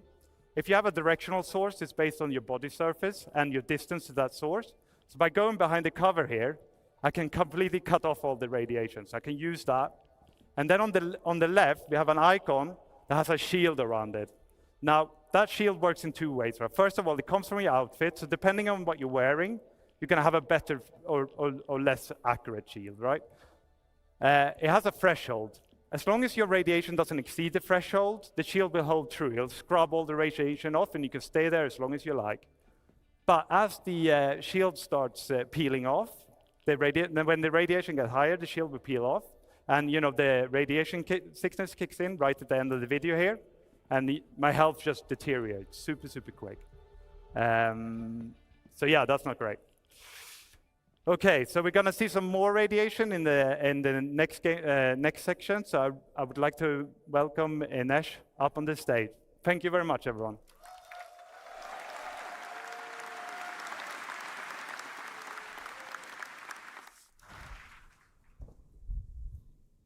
Why are we showing that? Okay. Hello, everyone. My name is Inês, and I'm a gameplay programmer here at CIG.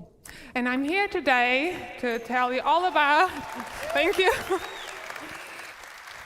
And I'm here today to tell you all about the features we've been working on to improve the player interaction experience with the physical objects in the world. So let me start by telling you what we've made to make it easy for you to identify and interact with these objects in the world. We have introduced in the new interaction prompts, which are AR cards that appear over the objects as the player gets near them. These, combining with scanning, will help the player to easily identify the interactable objects in the scene. So we have improved the algorithm that our interaction system uses to determine the current item in focus. So you'll have a smarter detection and selection as you move around and look around the scene. So the prompts will show you the active interaction and the key bind that you can use to quickly trigger it, like you see on the pictures. So we are trying to minimize the friction of the player to interacting with these objects. You no longer have to go into interaction mode to bring up the cursor, then drag it over, and to select using the inner thoughts. So we're removing that.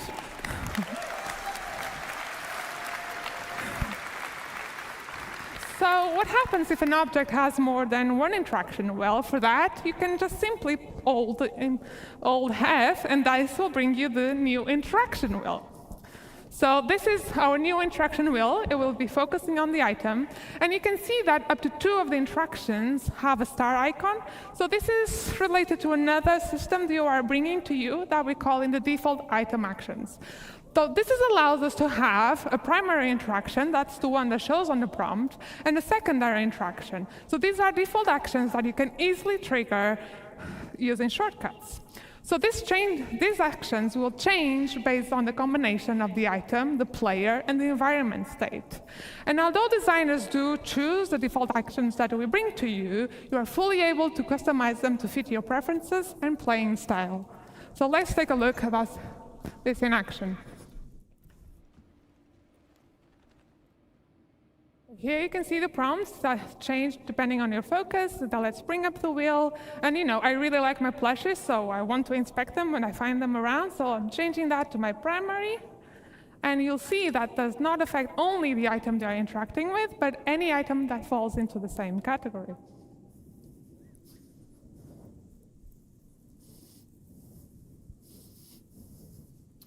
Go next. OK. So I've shown you some features that improve. Thank you. So I've shown you features that improve the readability and easiness of interacting with the objects in the world.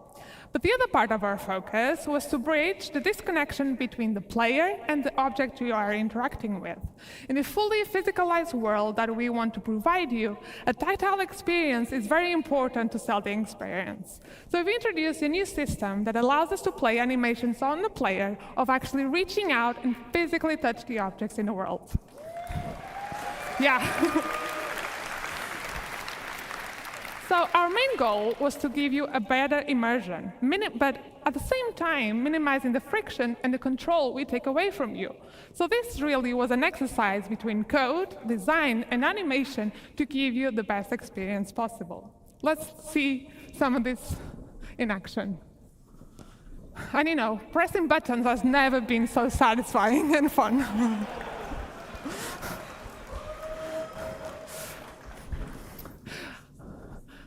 And I just kind of like go.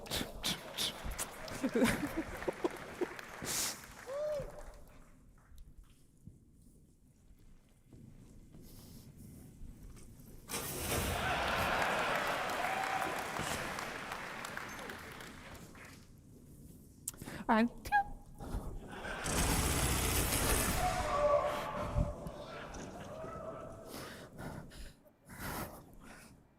OK, so let's continue with this theme of tactile experiences.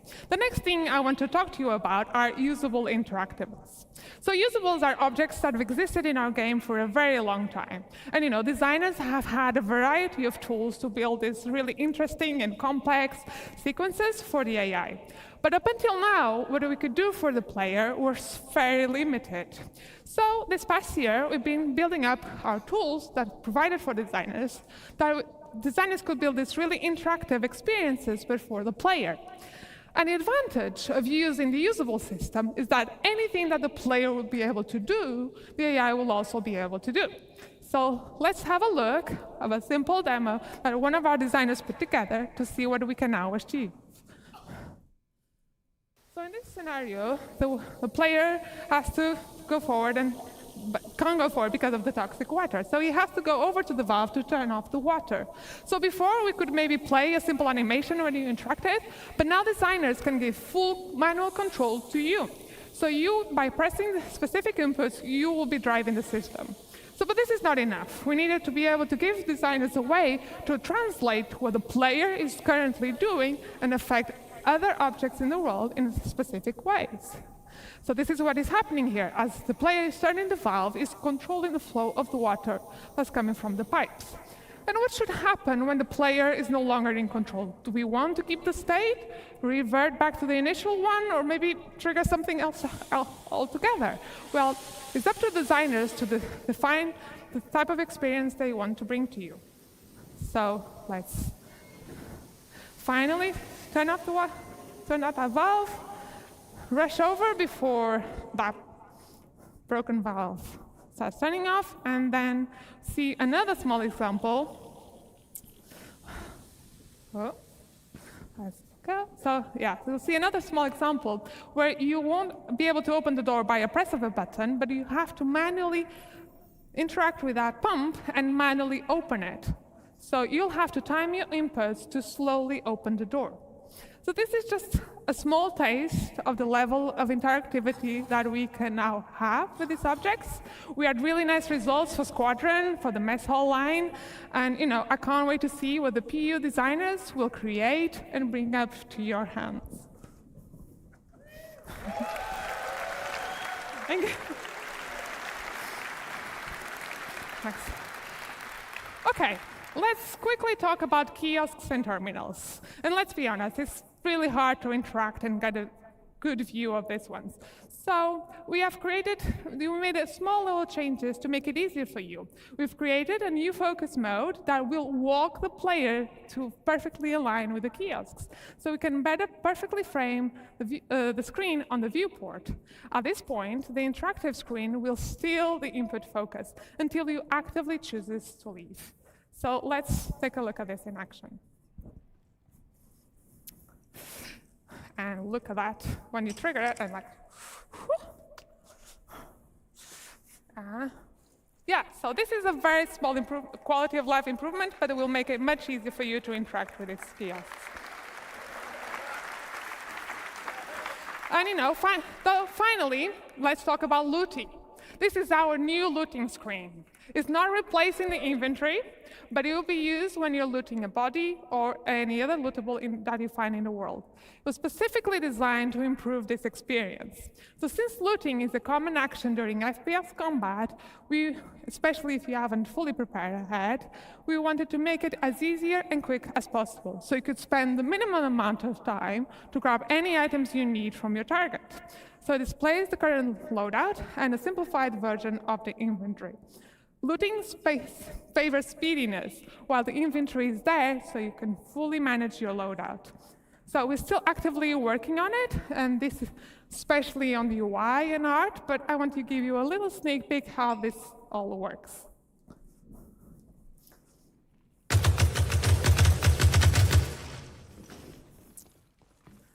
Okay, let's go over to so you see the player loader is on items are on the bottom, the target is on the top. You can if you hover the different widgets, you'll see a tooltip that with the different quick actions you can do. You can just simple press. Yeah, it'll be so much easier. So yeah, you can quickly press to just equip or swap. You can even use your mouse wheel if you want to change the target. You can drop anything, store anything, just really quick actions. And you'll see in a minute that we also can trigger ammo repooling. So this will grab all available ammo, either from your target or from your inventory, and will fill up the magazines in your loadout and get rid of any empty magazines. So yeah, looking really good. Yeah, so it's looking really good, and I can't wait to see the final art. So that's all from me, so thank you so much for listening, and I hope you have a great time.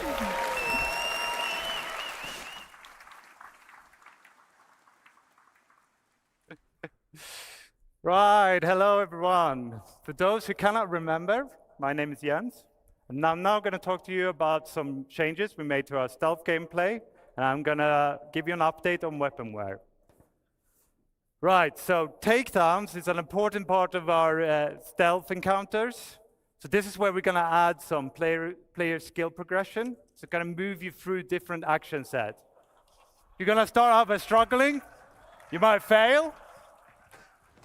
Of course, this sort of added time and the extra noise you're making is really going to increase the risk of detection. You're going to get faster the more you do it, and then you're going to reach maximum efficiency.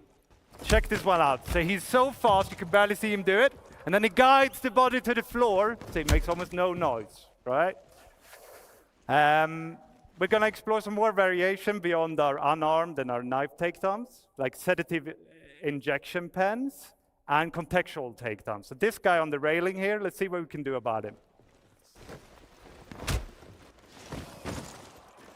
So by using the environment, we can do a more efficient takedown than maybe our skill level would have allowed.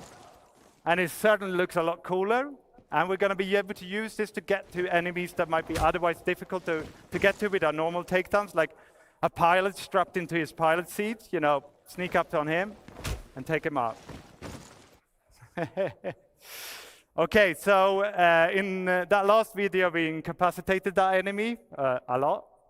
I'm going to introduce you to a new weapon, a new item, sorry, and that's the restraints. So with the restraints, okay, let's take him down first. One more. Oh. Okay, so with the restraints, we're going to turn him over. We're going to cuff his hands. We're going to cuff his legs.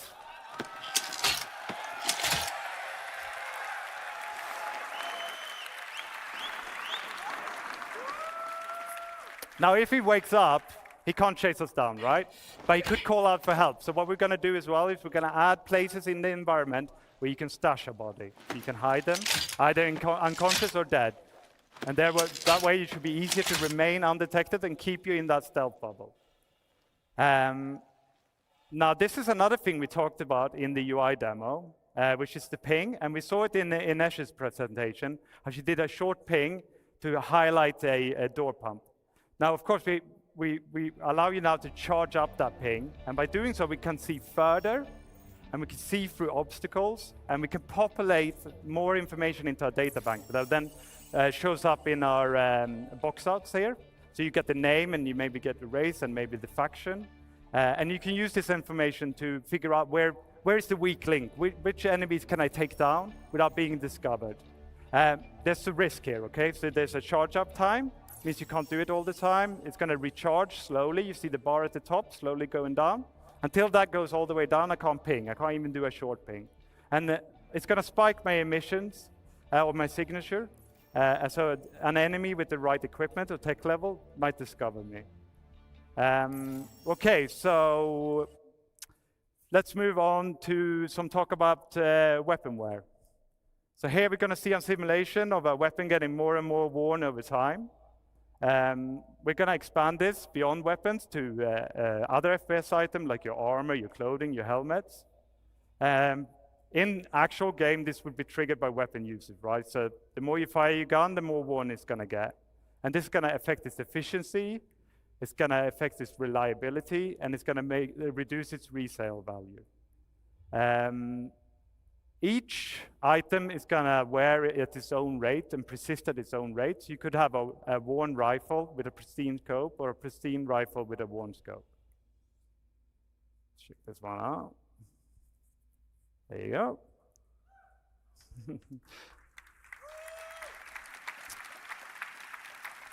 So the geometry isn't the only thing that's going to change as your weapon wears.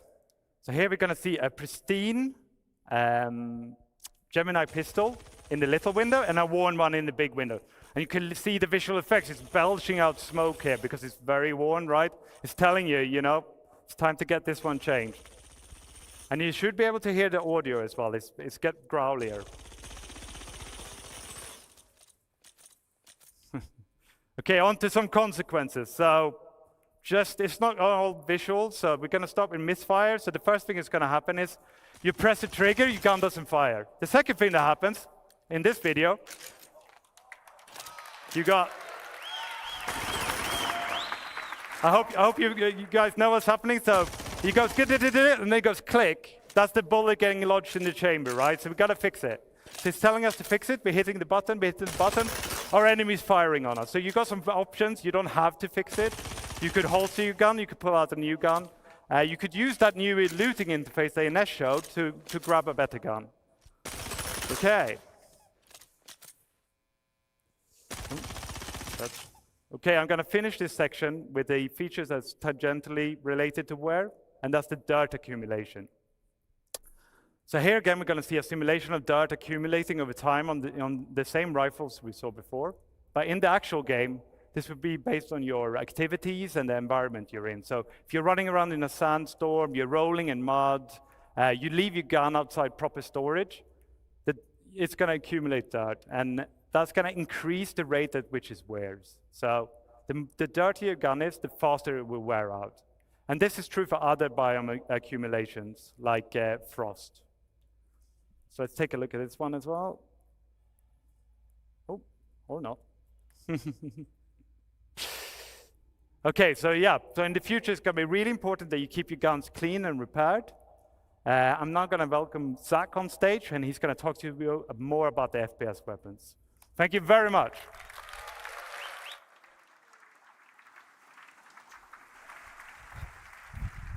Hello, I'm Zach Priest. I'm a senior FPS game designer. I'm here to share some of the new, interesting FPS things we have to bring you. So if you play modern shooters, you'll have noticed the quality bar has gone through the roof in recent years. Things from visual recoil to VFX, just overall general weapon feel. As you know, we recently did a pass on our weapons to get them a bit more up to speed, but we couldn't hit that quality bar that we really wanted to, because guns are violent in nature, and we couldn't portray that as much as we wanted to. So we made a new tool, and it allows us to show the violent nature of weapons while creating greater weapon-to-weapon variety. So this new tool also integrates better with other systems. For example, you just saw like wear and dirt and things like that. And I'm extremely proud to show you the new weapon recoil. So this is the old P4. It kind of falls a bit flat. You're not really getting that like oomph that you want, but you've probably shot this a million times. Now the new P4, it has these nice little bop downs, and you feel it getting close to the camera, and the overall aggression of the weapon is a lot more there. It feels a lot more visceral when you fire it. This new tool gives us granular control over the movements of the weapon. So essentially what we have in one of our tools now is almost an animation tool where we can control the rotation and the location of things. So this is the old PA SMG. This is a new one. And in general, it's bringing the house down now. So recoils are just, in general, easier to tweak now. And they're a lot more impactful, and we can create weapon variety in just far new, more and interesting ways. Cool.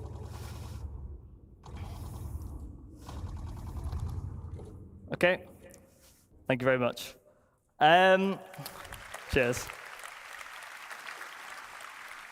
We also have new procedural animation over our ADS. So previously, if you play right now, you basically have a linear pose-to-pose transition. And sure, it's there, but now we layered some of this procedural stuff on top. So for example, if you have an SMG, it can come up a lot quicker, it can flick up, you feel really cool. LMGs can be a lot more heavy. So before, it basically just do, move from pose to pose, but now we can keep it longer down here, bring it up slowly, and overall it just feels like you've got an LMG, or it feels like you've got an SMG. We're just using things like, ease in and ease outs, and just give more life to the overall weapon.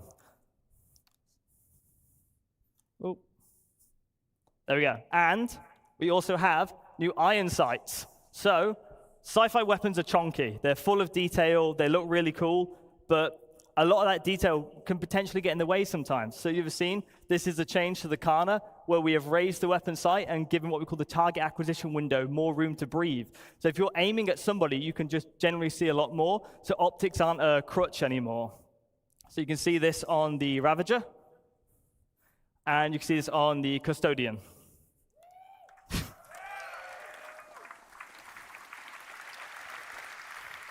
Now, weapon functionality changes. So as you imagine with the new recoil tool, we're going to do a pass on all the existing weapons. They're going to look and feel great. But while we were looking at our weapons, we also realized that some things don't necessarily, align with their manufacturer, right? You look at something like a Gemini pistol. Now, Gemini overall, it's rule of cool. Like, that's what Gemini is supposed to be. So the LH86 pistol should be fully automatic, realistically. So we have a video to show you of the pistol.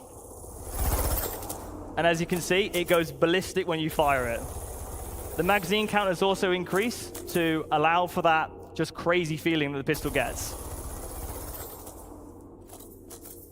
Cool. Cool. Thank you very much. Right, and moving on to our new Vault weapons. So, it's the other video. That's the optic one. There you go. Thank you. These are the Vault weapons. So, Vault is primarily based around controlling a heat of a weapon. These weapons have the potential to overheat. And if they overheat, you will be unable to fire. And they will enact differently. So some weapons will just basically be beams from the get-go. Some will go into beams. Like you see, this one goes into a beam once it reaches a certain level of heat. And it's really fun because these are quite powerful weapons, and you basically want to manage the heat and keep it in that ideal spot.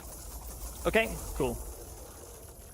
And scope improvements. Now, this was shown yesterday, but I want to dig in a little bit more with this one. So,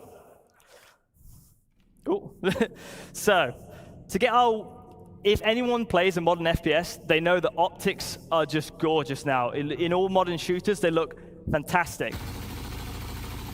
And as you can see, we have zoomed in optics in the center. So and then we have other things like parallax, like you see in real life. And they look gorgeous. And so in general, all our sights and scopes have been overhauled to be more realistic with things like parallax, pin cushion distortion, and things you'd expect from having a scope in general. And it differs manufacturer to manufacturer, right? So some things are purely digital, some things are purely physical. So if you get hit by an EMP grenade, for example, we're using something like a television sight, like something like Cluey might have, then your optic would turn off. All right, thank you.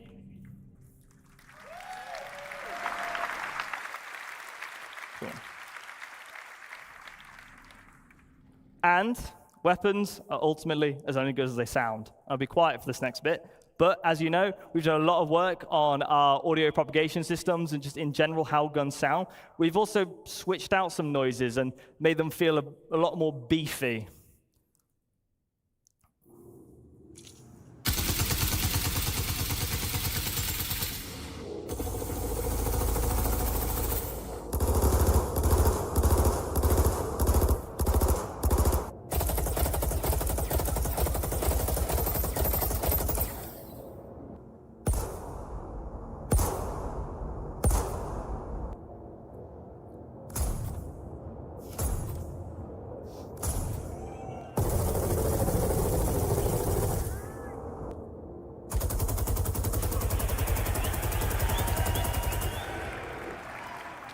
Fantastic.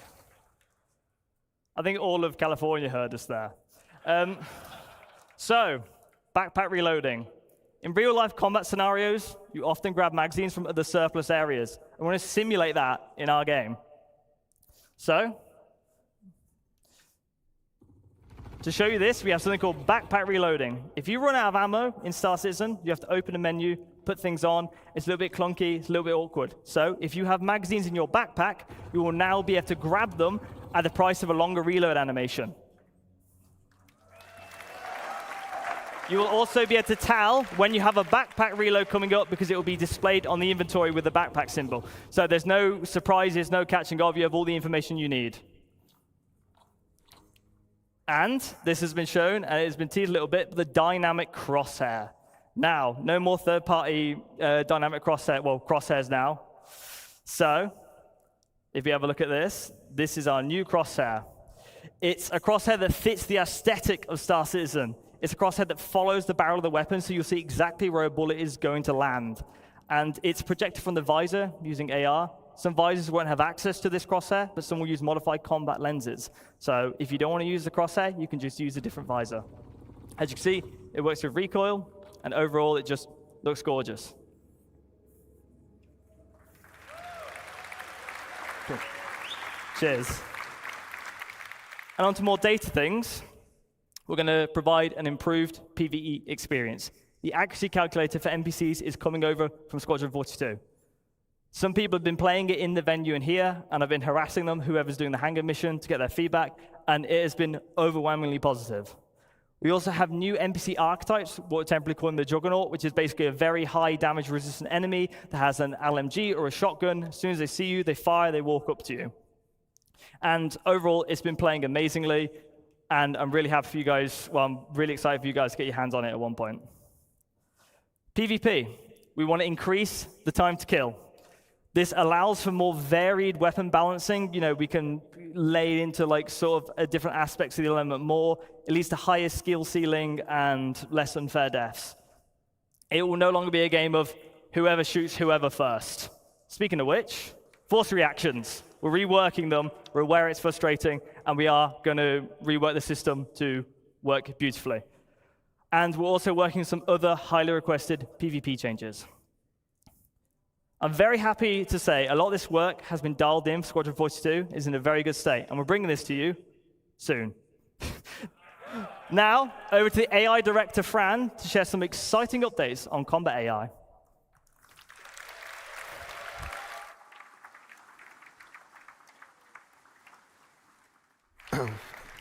Hi, everybody.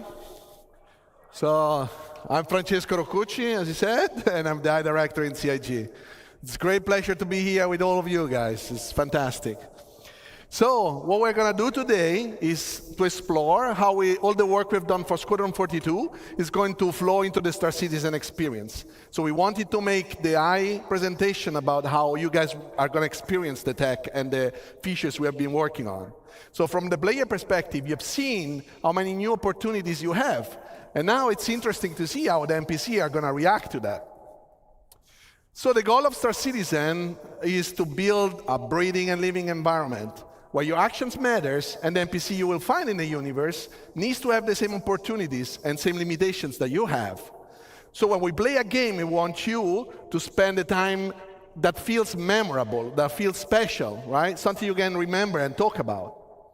So we want you to give you a challenge to overcome, but also a challenge that is fun and doesn't feel repetitive and boring. So when we look at FPS Encounter, we want to build variety. We want to give the designers, like Zach, the ability to craft combat scenarios, not just to put NPC in the level.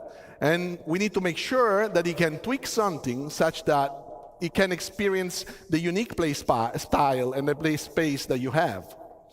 So Star Citizen can benefit from tons of unique environments. So for those environments, we want you to have different type of fun. So what we look at today is some of the tools that they have to achieve this goal and bring the AI to the next level. So the first tool we're going to look at today is the NPC trait system. So we spoke about this in the past, and we have now available for designers the initial set of traits they can use to influence their behaviors. So those are some of the ones that are available to the designers. Today we're going to focus on the combat traits, because we have traits that also apply to the peaceful situation and the social environment, but those are the ones that influence NPCs during a combat scenario. And traits, you can imagine them as characteristics NPCs have or don't have. So through the usage, we can make sure the combat feels different from one encounter to another. Traits in tech-wise, are just traits and tags that we can apply to character instance, character classes, but code can also apply them automatically based on specific rules. For example, if you see somebody with a rocket launcher, those will apply, an example, the sentry trait automatically, because those weapons are weapons that work well at range, so you want them to not push forwards to you. So they allow to block, or actually, they allow or they block specific section of the behaviors to run, but they also influence the likelihood of some logic to happen, or they modify the outcome of specific actions. So let's imagine we want to model a pirate faction. something that you can actually experience in the Pyro playground. So we want them to feel aggressive, but also not very trained. They are not very military. So how do we do it with the traits? We can start adding to this faction either the aggressive or reckless trait. Those are traits that increase the risky behaviors. So for example, fighting more in open space or expose themselves longer when they are in cover. We can then assign to some of those pirates the ignore fire obstruction trait. As you've seen, for example, in Chris Rain's presentation during the CTG demo, like we have now destructible environment. So what the NPC will try to do is to keep shooting at the position the enemy has been hiding into. So you will see destroying environment, but you will also see them being less careful and managing their ammos. For others, we could use the undisciplined trigger finger trait. So this trait is, for example, meant to convey the inability to control their weapon when they are emotionally engaged in the fight. And what it will cause is them to trigger the weapon much longer compared, or much, or you know, also just a bit longer compared to what the behavior is asking. So being bad at preserving their ammo means they will also run out of bullets much quicker. So this offers interesting opportunities for players because they can now shoot at them while they reload or while they scavenge the environment. So traits are building blocks we can use to define how character, faction, or encounter should feel. And designer can now create a wide variety of encounters for you guys to enjoy the game. So I want to paint a picture for you guys.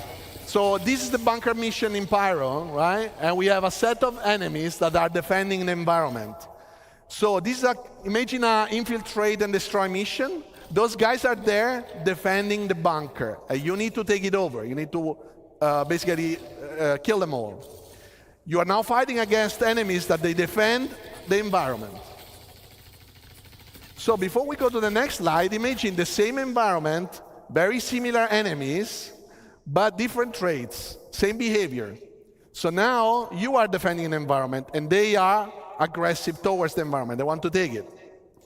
So what you will see here is that created a mix of enemies, some equipped with, for example, shotgun and aggressive traits. Now they will push towards you. They will force you to take actions and to react to them. They reload. Some will cover up. Obviously, this is with God mode on, so Zach was not dying. So this is possible to set up with a tick of a box. But this is not just enemies, because in Star Citizen, we want you to hire your own crew members. And those crew members, those characters, will have different personalities, different traits, different training level that they can build up. But when you look at their traits, we want you to see their strengths and their weaknesses so that you can pick the one that either match your playstyle or compensate your playstyle.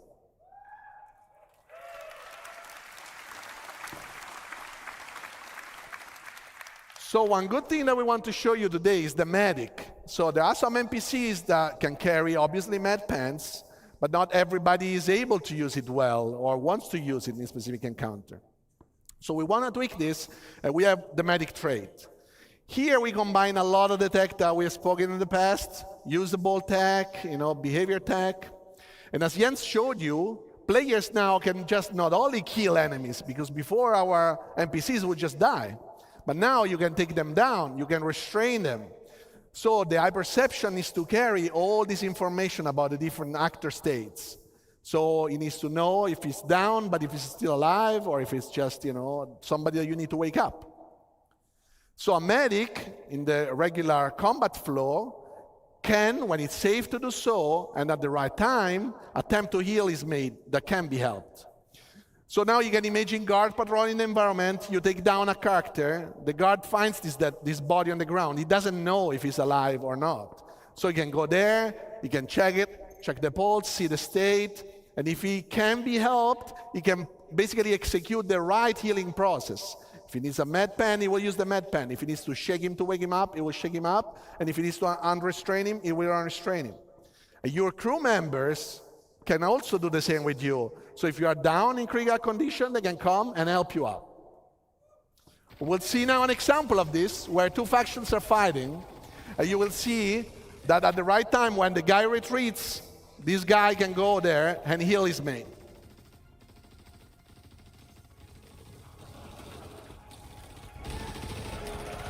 And obviously, he needs to pick up a new weapon because he just dropped it.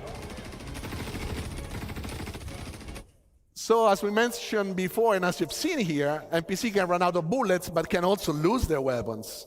So what we have to do right now is that, first of all, we want NPCs to have a concrete ammo pool to use. We don't want infinite ammos anymore. So the ammo pool is actually constructed by the ammos the NPC carry in their weapons, the one that they carry, the one that might have, and all the magazines they carry. They don't have any more bullets out of that. So NPC must properly use those items to fight. And the longer the engagement, the more likely it is they will run out of bullets and they will have to scavenge the environment. How do they do that? It's through the NPC, the usable system, as you've seen with Ines as well, Ines' presentation. You see that anything the player can interact with, the NPCs actually can, the same exact way. So the dead bodies can be looted, same as dropped weapons. Ammo crates will have physically inside some weapons, magazines. They can provide you with items. And the NPC can understand where you can find ammos that are actually functioning with their own weapons. And they actually can decide.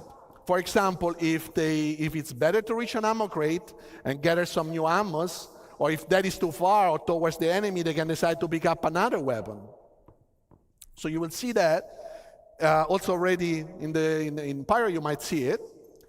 And once they decide to do so, obviously they don't have bullets, so they cannot fight you. What they can do, they can also switch to their sidearms. And the sidearms is less effective, obviously, compared to the primary weapon, but it is still better than nothing for them to protect themselves while they go around and they loot the environment. So we'll see here an example where some NPC run out of bullets. Obviously, in this video, we give them a chance to go and loot as well. And this is a proper ammo crate that allows them to get back magazines. And another NPC arrives, and he will loot the dead body. This is the same dead body you might be able to loot, and you will not find ammos after that. But you will probably find it in the other one once you kill it.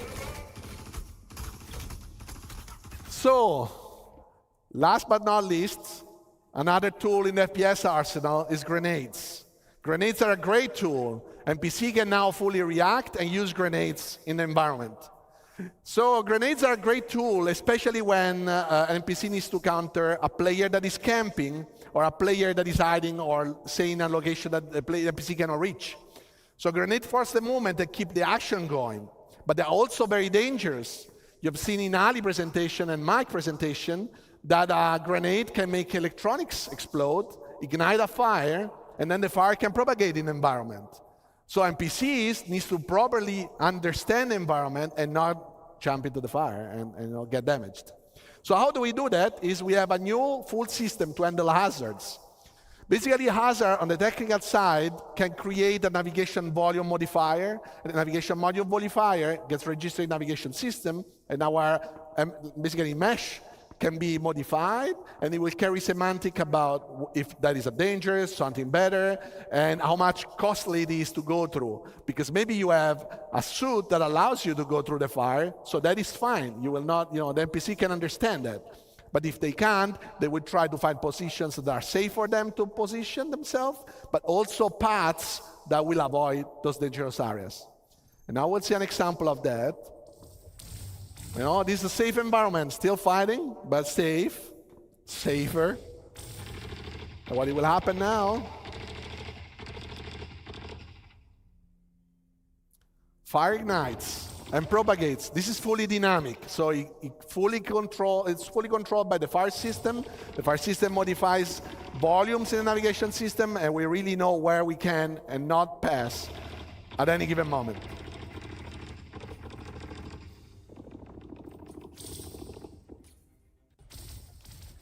So this is a subset of the things that we worked on and we wanted to show you today. Thanks very much for listening, and now back to Jens.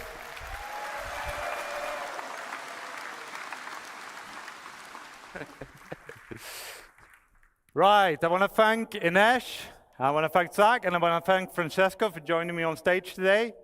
We want to extend a massive thank you to everyone who contributed to, supported us, and made it possible to show what we showed today. Now, with relentless optimism, we're looking forward to bringing you this all to the Star Citizen and more. Okay, we're going to leave you with a quick peek of a demo in Hangar 14 of Checkmate with some of these new features. Enjoy.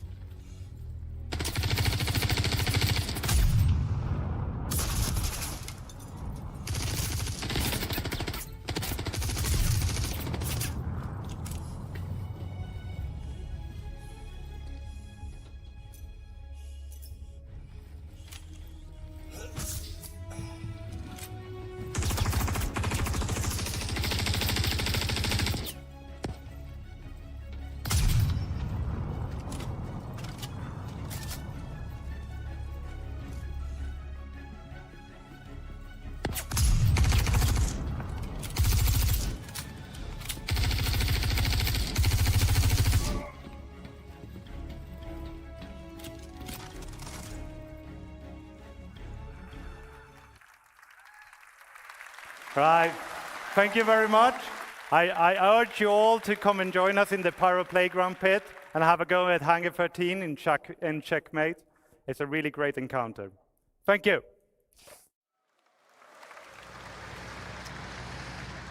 All right, so that was live from the first person. We're keeping this train running because we got a lunch to get to. Up next is Taking Flight with Yogi, Inez, and more. Let's get it started. Boop.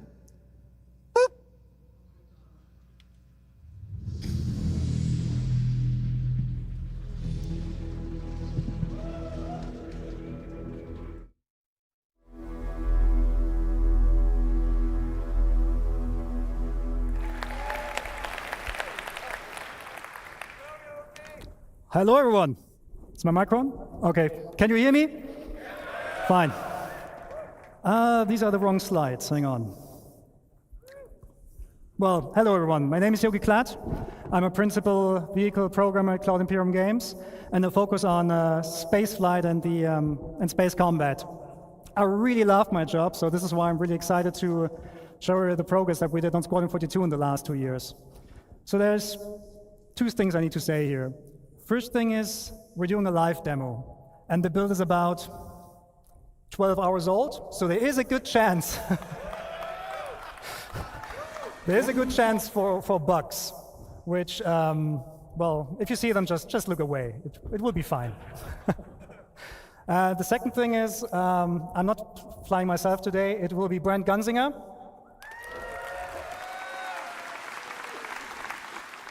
He's using a setup of 2 VKB sticks, so left and right HOSA setup from VKB, and he's also using the fantastic Toby device. So we'll swap during the presentation between using head tracking and not using head tracking. Yes, so, but the good thing is, the relationship between you and your starship, it doesn't start when you take off, it starts way before that. There's a lot of stuff we do now in pre-flight. So please welcome back Ines Caldas, who will walk us through that process.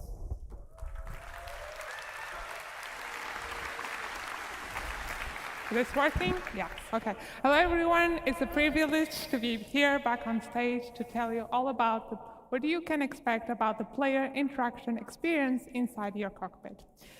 If you, like I've told you before, how we've been working towards improving the player interaction experience all across our game. And we wanted to bring these improvements to what happens inside the cockpit.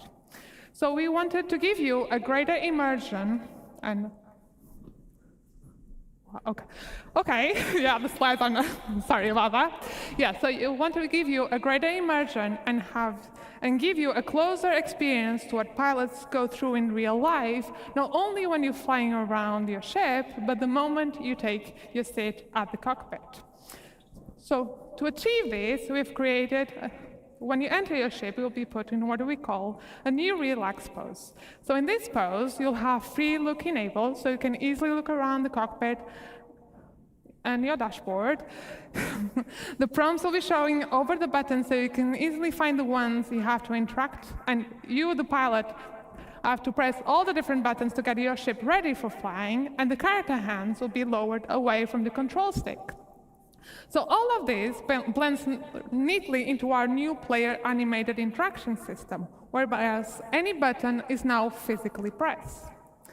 So this new system uses what we call a CDIK approach. This stands for code-driven IK, or inverse kinematics, and gives full control of the IK setup to the code.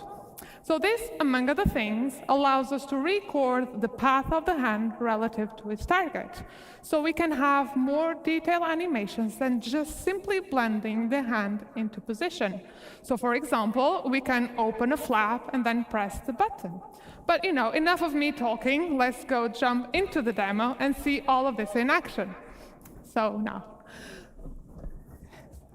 So Brand very kindly will get us into the ship, while you'll see the new enter sequence. And you'll see the new animations we have been working on.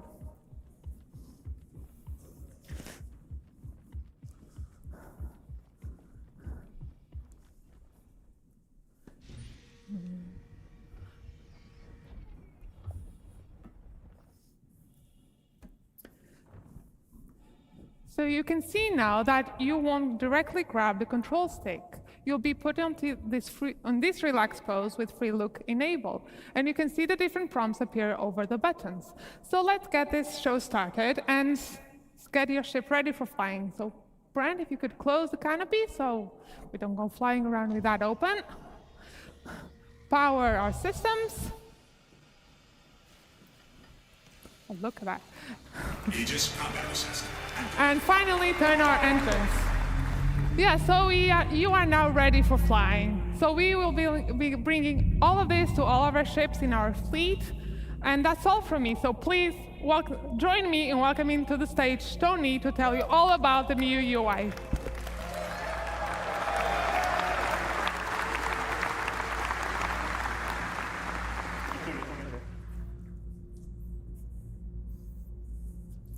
Hi everyone, my name is Tony. I'm senior UI programmer here at CIG. And I'm here to explain some of the spoilers that you saw yesterday about our new ship UI. So, are you ready to see the ship UI in action? Right. Bone, play the demo. Brand, continue with the demo. So, as you can see already, this ship has less intrusive UI, with more space to enjoy the stunning vistas that planets can offer, and less cluttered views so you can focus during combat. This also means that the UI elements are now more relevant to the situation, linked to the operator mode. For example, when we change to scan mode, the crosshair has scanning information about your target, and even the MFDs have changed. Some of these elements can be customized, but we'll see more about that later. For this demo, we're showing the UI developed for this Gladius. Basic information related to navigation will always be available on your view, and this Gladius displays all of that with holograms around the dashboard. But other ships may have different layouts and styles, on brand with the manufacturer. For example, the Drake, that makes more affordable ships, rather than fancy and probably expensive holograms, may use physical screens, dials, and light indicators. This dashboard shows your current speed, the remaining afterburn, and some decoys available. On both far sides, we have status indicators that will show things like if your landing gear is on or any other flight systems. Worth mentioning that we have prototyped these for the demo, so right now they're holograms, but on the final design, these are going to be physical screens. On the far left, on the top of the dashboard, we have the indicator of which master mode and operator mode are you on. So let's change that to combat and talk about these new MFDs. So we have reworked all of these MFDs from scratch with brand new views using our UI technology building blocks. We can still navigate through these MFDs using the classic mouse interaction, holding F and then moving the mouse. On the left here, we can see the scanning view, which is going to show information that you obtain when you scan a target. It may show information about the ship name, the pilot name, or even the current operator mode of your target, so you know if they're just chilling around or they are ready to fight you. Cycling to the left one, we have the target status, which will focus on emissions, damage, and orientation of your target. We'll see that in action later. The next one, continuing to the left, will be the self status, which is contextual. So during navigation, that will show your current fuel, but during combat, like right now, will show information about your guns. You can click on the gun, and you can see basic information about that. You will see the name, and you can also see in which group they are assigned, which Yogi will explain later. On the MFD on the right side, we have the power management, where we can distribute the power of different systems of the ship. You can click on the triangle and move it around to change the distribution, and you can turn down the total power of the ship that will generate. The classic key bindings that you all know already works, so when you change the power management, you will see now a triangle on top of the radar to show you the changes. Now, instead of using mouse, you can also use key bindings to select MFDs and cycle through the views, which might be faster when you are in certain situations like during combat. And for those pro players out there, we have added about 100 key bindings, and I mean 100, to navigate through all of these systems. So you can fully customize how you want to navigate through them. And I really hope that's more than enough to use on your keyboard, on your HOTAS, or even on your game class setup. But if you need more, just let us know. Anyway, I think you're not going to need even those many shortcuts. For each operator mode, we now persistently save which views are shown on each MFD. So you can customize what's important to you for every situation. So as an example, during combat, you might want to have target information on your MFDs, but maybe when you change to quantum travel, have your current fuel, spend some time on the configuration screen, for example. Let's talk about this configuration screen. We're going to have now here a variety of options, from customizing UI elements to enable systems of the ship. We may see some of these later in action with Yogi. These settings are now available on this screen, not in the global settings of the game, for quick access. So just as a warning, expect changes on the settings that you already know, but we'll tell you all about it when we have it ready. And the important bit about this is that they will persist to your ship. So you can keep different setup of which UI elements and even ship systems enable for how you personally use each of your ships.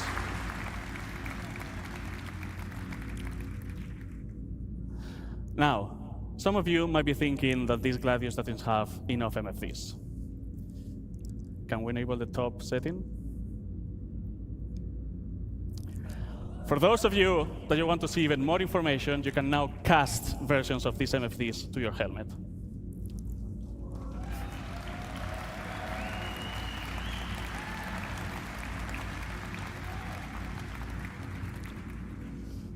For this, you're going to need to equip the appropriate helmet, so it's connected to your ship and I can get all this information.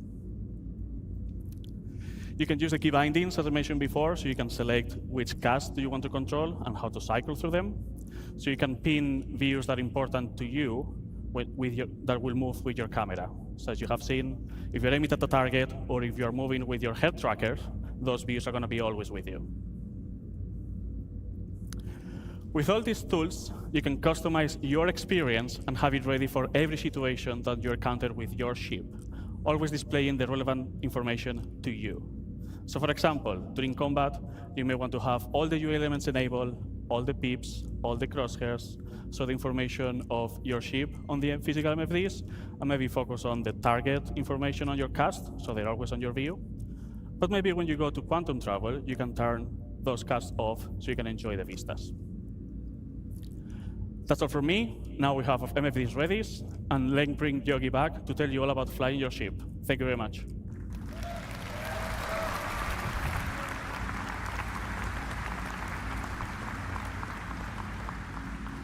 Okay, at this point, our ship is fully powered up, ready to fly. Pre-flight is complete. So Brent, please take off, put the landing gear in, and bring us out.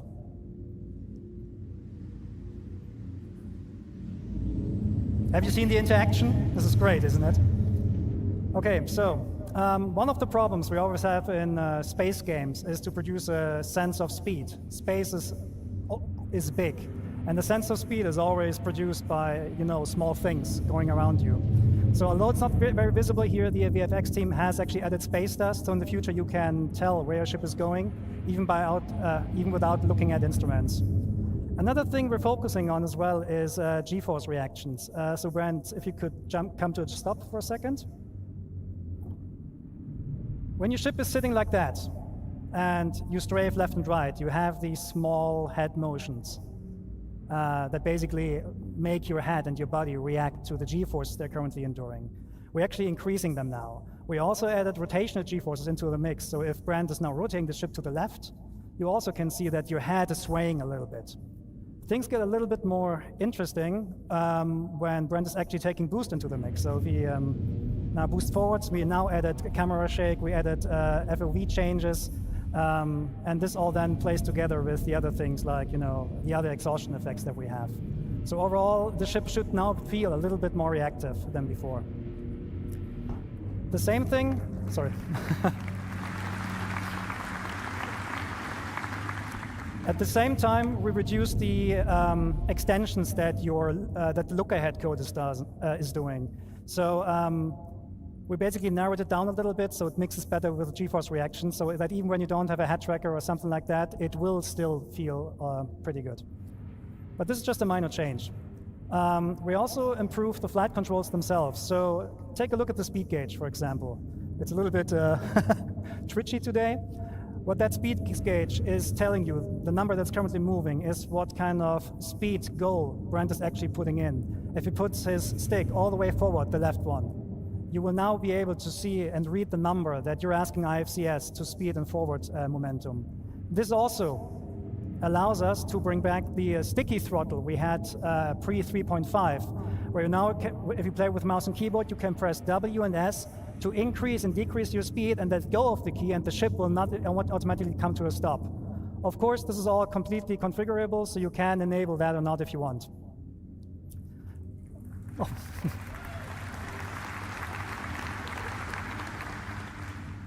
Okay, Brent, give me some hard flying now, like blackout and all that. Okay, so another thing we changed in the flight model is that we actually looked at the tricoding exploits. These are really important for PvP and racing players among you, because tricoding gives us a mathematical problem that we're trying to resolve. On some ships, when you tricode, you get actually up to 50% more acceleration.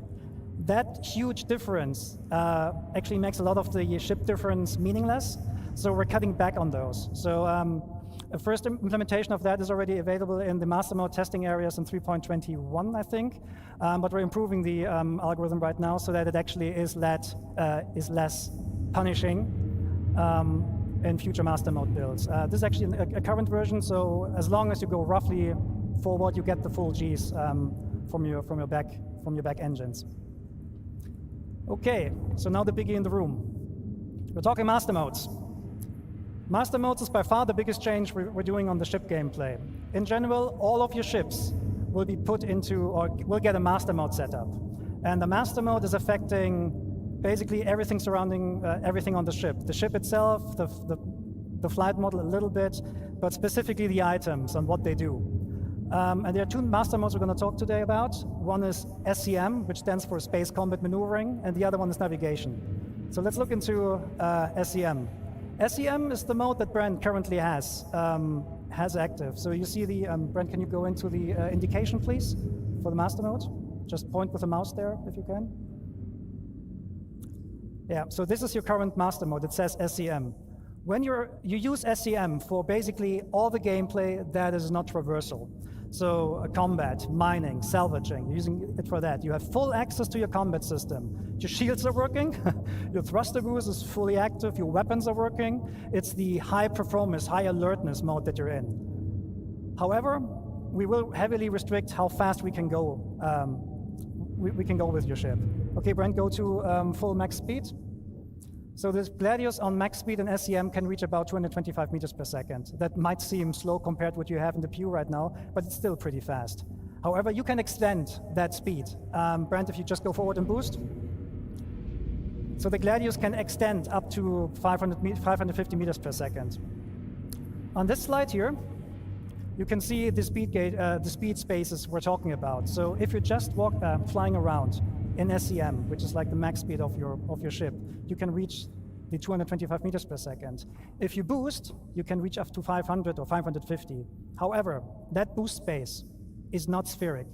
That means if you boost forward, you reach higher speeds than if you boost backwards. That is really important for space combat maneuvering, or for dogfighting in general, because it discourages backstrafing. It actively actually punishes backstrafing, and it creates more interesting combat maneuvers. The PvP players among you, they basically call this encouragement to closing the gap, which is basically more forward-centric combat, which is much more exciting than backstrafing and just trying to get some shots on.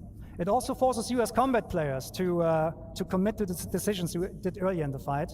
So it's going to be, we think it's much more exciting. Okay. So in short, you pick SCM when you need to fight, when you want to fight, or when you need to fight, right? The thing with the master mode switches is that they do not happen instantly. They take a while to move over. So we're now going to put our ship into the second mode, which is navigation. So navigation mode is basically the opposite of SCM. What this does, it gives you a high-speed, low-performance mode. Your shields, they will collapse. Your weapons will not be able to fire. Your defensive systems will not be functional. But you have higher speeds. So in nav mode, you can still reach the speeds of what you have currently in the PU, something, I mean, depending on the ship, sometimes 1,000 meters or 1,400 meters per second. But all your regenerative systems, so regenerating the weapon capacitor, your thruster boost, will be inhibited. So this means when you want to go fast, you need to be very, very careful when you want to swap over. So imagine you're in a fight and you want to escape. You should not do it right away, because if you just swap to navigation mode in the hope to flee, you are being left with no shields. And the first thing that will go offline when you are hitting with distortion guns is the quantum drive. And that is important, because the quantum drive will spool automatically up when you enter nav mode, and it will then unlock the higher speeds. So this means when you're in nav mode and you're fighting, you're very vulnerable, so you should get out as fast as possible. Luckily, navigation mode not only allows you a higher speed, but also gives you access to the new quantum travel experience, which we're going to show in a minute. So that is nav point that you see there on screen. This is the point where I want to go to and quantum travel to. Before we do that, I need to quickly explain what this is about. So currently in the PU, when you quantum travel from A to B, you're actually not really moving. You're going on a spline, and you're teleported in every frame along that spline. So there's basically no meaningful gameplay we can add there. The new quantum travel experience is fully physicalized. Physics is always on, which means when you quantum travel from A to B, you are actually accelerating using our awesome physics engine. And because it's physicalized, it gives us a lot more meaningful gameplay we can play with. So Brent will start the quantum travel in a second. What will happen then is your quantum drive will initiate the jump. You will see an effect that distorts the space around you, and you will accelerate forward. During the acceleration process, so this is the time until you actually reach your cruise speed, the ship will experience forces, and you as a player, you're responsible to counter these forces. So there is an element of failure. Okay, Brent, let's show that. And take your hands off.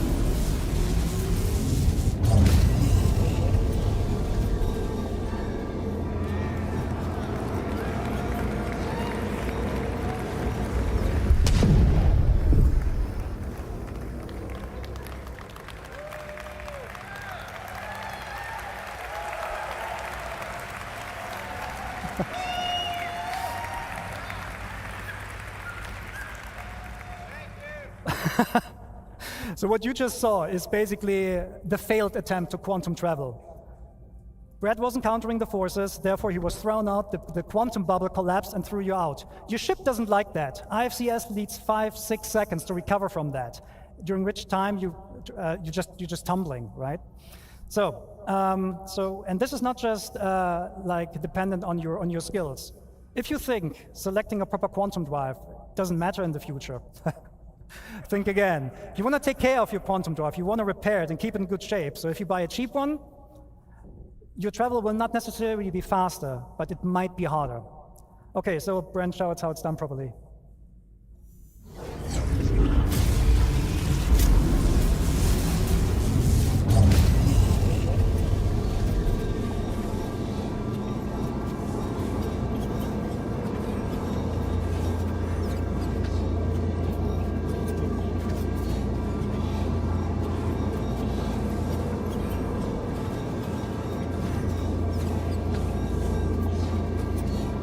The bubble is locked. You can now go hands off.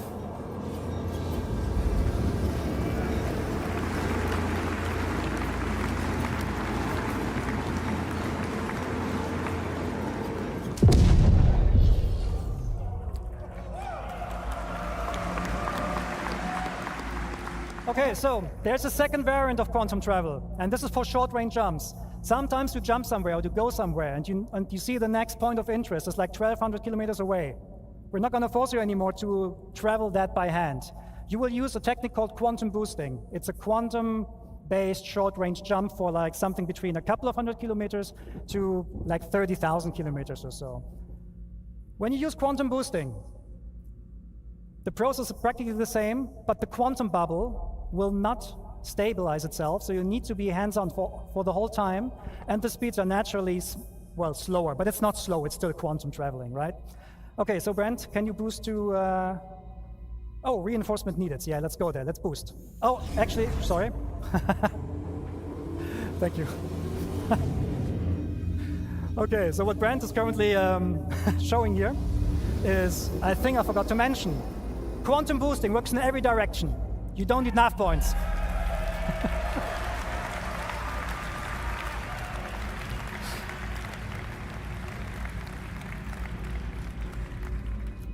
Brent is awesome, thank you. Okay, so now please boost to reinforcements needed. So if there's enough point and you boost, your quantum travel system will pick that knife point to go to. Welcome to Pyro 3.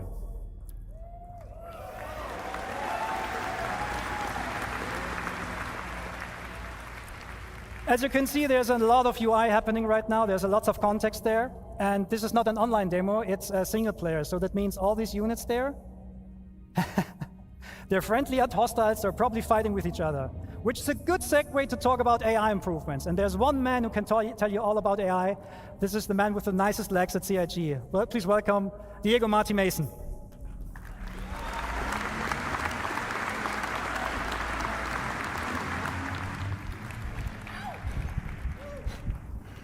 So who's excited to see the new AI changes? Hi everyone, as Yogi said, my name is Diego Marty Mason and I am the AI programmer focusing on the fly combat. Over the past year, we've been working on delivering a thrilling experience to the AI encounters. Let me first walk you through our journey. We first started looking at the current AI behavior in the PU. We quickly realized how uniform fighting was, and how we were not using all of the tech available to us to make a more interesting experience. We had the foundations, and we wanted to learn more about how you, the players, do your combat encounters in the verse.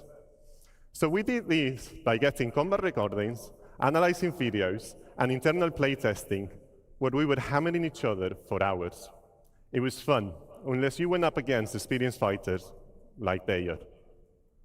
Anyway, with all of these data, we started crafting the first prototype, with the focus of bringing that human behavior into the AI brain. When the first version was ready to be tested, I handed it out to one of the best internal pilots in the team, Yogi. So Yogi, what do you think about my first prototype? It was an exercise of humility. It was an exercise of humiliation. I hated it, and I blame Diego.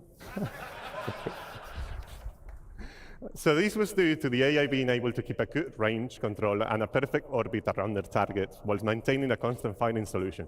Come on, it's a computer. We learned a lot from our initial prototype, and it really helped us to define what we wanted to deliver. A combat experience where the AI, yet challenging, makes mistakes, just like us, humans.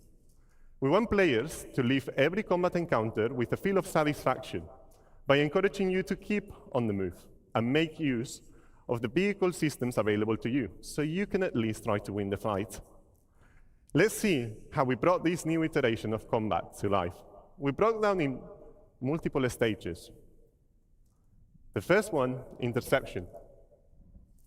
Then the main engage phase, which we broke in different tactics: strafer, jouster, chaser, and finally, disengage. Let's switch to the demo. As you can see, Brent has encountered a skirmish. Let's talk more about the combat flow there.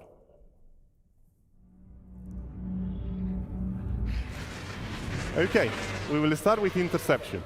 After acquiring the target, the primary aim is to close the gap with the target. If the AI is already near the target, the interception phase is skipped completely. If it's too far, it will tell the AI to use the new master mode to swap into navigation mode and make use of the full speed to chase. Swapping back to SCM mode when we are in a striking distance. That leads us to our second phase, engage. Here the AI selects an adequate tactic based on combat environment. These are choosing via the traits and tactic selector system. You've heard more about them in the previous talk by Francesco. So let's talk about the strafer. As this is a 6 degrees of freedom game, it's the natural combat shape adopted by pilots. We have related the same behavior to our AI, ensuring also that orbits are closed and adding variations to include rolling. Strafers will break combat if they cannot keep an orbit. So now we see how the Hammerhead is being attacked by Hornets. These Hornets are jousters. Jousters consist of performing straying attacks whilst outputting a lot of firepower, blowing through, smooth turning, and repeating. We added variations for the more skilled pilots, like skid roll attacks, that provide a spiral-like flight path. Jousters are also good at monitoring for back strafers, so if they cannot get into strike distance, they will just break. And finally, the chaser. Now, Brain is going to get there in a second, but the chaser is going to be the cutlass, which is following one of the hornets and is allied with the hammerhead. Now, we are really far away, 10 kilometers.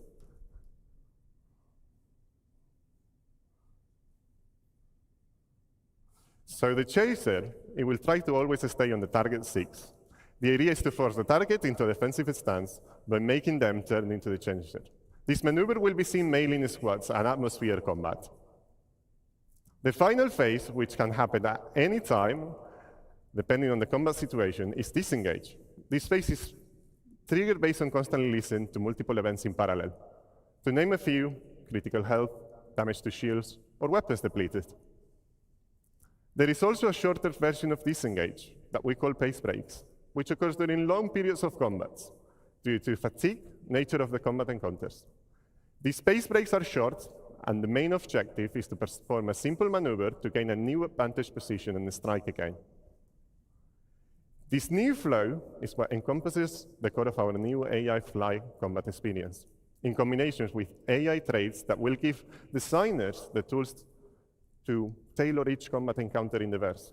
Like, for example, they can choose the ace traits that will allow AI pilots to make use of all of the ship's angular velocity so they can keep a more precise orbit. So for some of you out there, it's going to be a good challenge.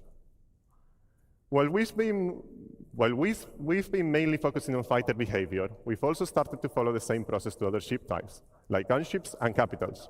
In the near future, we want to deliver an experience where going against a capital ship like an Hydrus is a tough fight, that unless you bring the right combinations of tools, meaning ships that are equipped to take down capital ships, you will get demolished by their powerful turrets.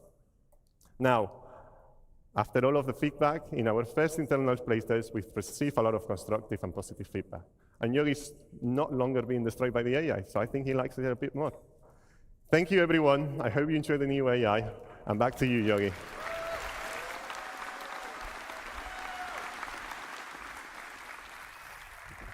Thank you, Diego. Okay, so now we're going to talk about, we heard about how AI makes my life hard. Now let's talk about how to return the favor. We're talking weapons. So, the weapon and aiming systems in squadrons, they went through a lot of changes. I can only mention a couple of them, so I will go through them relatively quickly. First thing on our to-do list is basically weapon tuning. At the moment, almost all weapons in the PU are practically the same. In squadron, that's not the case. Almost all weapons have different properties. They have like different projectile velocities, different DPS numbers. But they're not just different in terms of these numbers. They also feel different. Remember the cinch cannons from like a couple of years ago? They were very powerful weapons, but they were extremely easy to use, which made them meta weapons. So we're going to bring the cinch cannon back, but we make sure that the amount of work you put into these cannons in order to employ them is on par with the other guns. So there's a lot of stuff that we're going to do to make sure that weapons have a lot of pros and cons and avoid meta. Specifically for this build, Brent is equipped with a I think a close and runner laser repeater. Can you fire it once? Yeah. And the other weapon he has is he has 2 weapons on the wings, which are Gats cannons, size 3. With one push, they're actually firing 2. So we're also gonna have burst weapons and so on. Okay, cool. So a problem we have in space games is controlling the engagement ranges, because we want to bring the fights close. But the problem is that, well, how do I put this? Weapons usually, in order to bring them close, what the game devs usually do is they just restrict the ranges. Like in the PU, a lot of the weapons have exactly a range of 1,400 kilometers, which means often the fights occur at 1,399 meters. This is not a good way for us to control the weapons. And we tried out things like damage fall off, so that bullets get more damaging the closer you are. But the problem there is, how do you communicate that to the player? So we're going to do a couple of different things with that in the future. Let's see when the graph comes on. Okay, so show of hands or show, which of you has an Ares? Okay, as an Ares pilot, you might know the following problem. You have a target. you're going to aim at it. And then you, this is, what the? Okay, I need to go back. Okay, there's actually some stuff not there anymore, I don't know. What happens when you aim with your crosshair over the pip is that you actually not aiming at the pip. The legacy system gives you a pip which does not show you where the weapon needs the pip. The new aiming system actually produces the pips based on where the weapon sees them and reprojects them on the target. That means the aiming information you're getting is actually much, much more precise. And this is a very interesting, sorry, I said the completely wrong thing. I'm sorry, I'm nervous. Okay. Controlling weapon ranges, sorry. I'll do it now, sorry.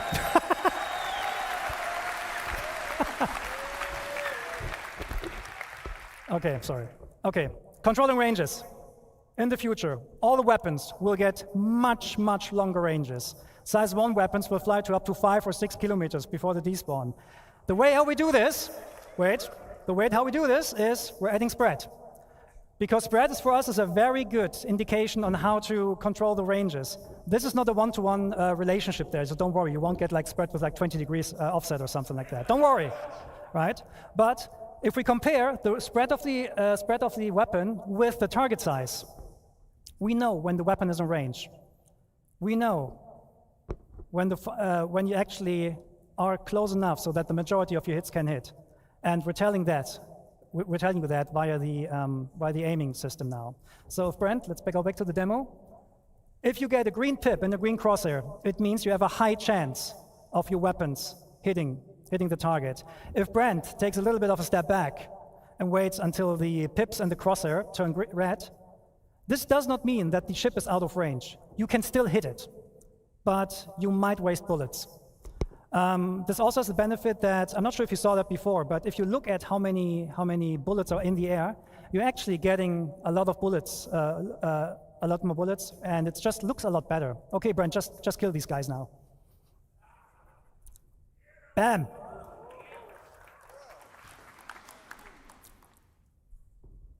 Oh, well.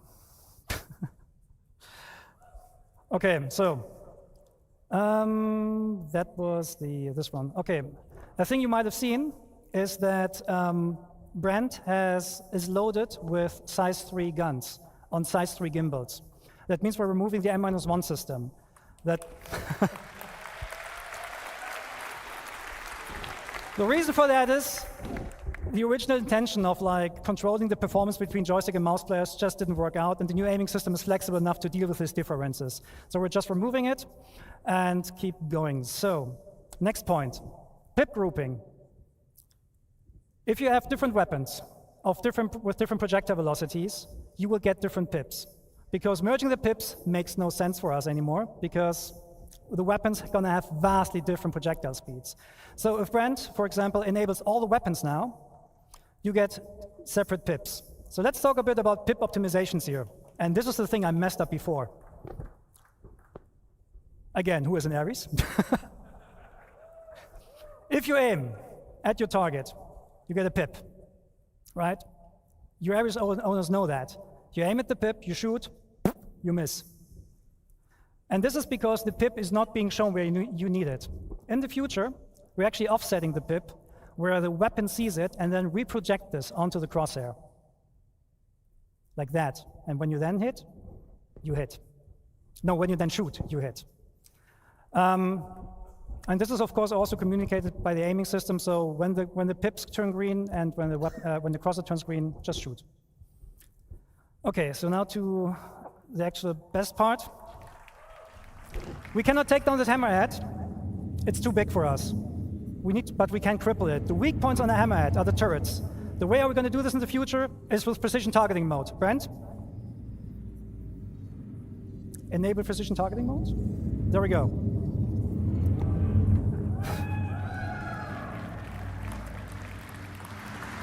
What this does, it does 3 things. You get this full zoom on the target. You get a lower RPM of your weapons, which increases or decreases the spreads for more precision, and you get the painting mechanic. anywhere where you put your crosshair on that ship, it will tell the gimbal system where to aim at. So if Brent now attacks the turrets, your aiming system will automatically lead the shots.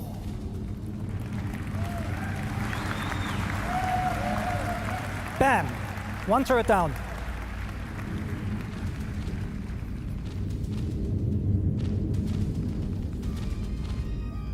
Okay, so this hammerhead now understood that it's not good, it doesn't stand a chance right now, but this will be the way how you in the future will fight against sub-targets and so on. The good thing about this, it also works even without painting the target directly, so you can do very, very precise warning shots, and there's no aim assist that kind of like destroys your aiming processes. Okay, so the fight is now over. Sorry, I need to rush this a little bit because I messed up stuff before. And we're going to look at Pyro 3. Okay, Brent, switch to nav mode and bring us down to that landing spot. So Pyro 3 is also called Bloom. It's a very big planet with a nice atmosphere. And, oh, something wrong with the throttle. Oh well, something's wrong with the throttle. We'll try to go down as fast as possible though.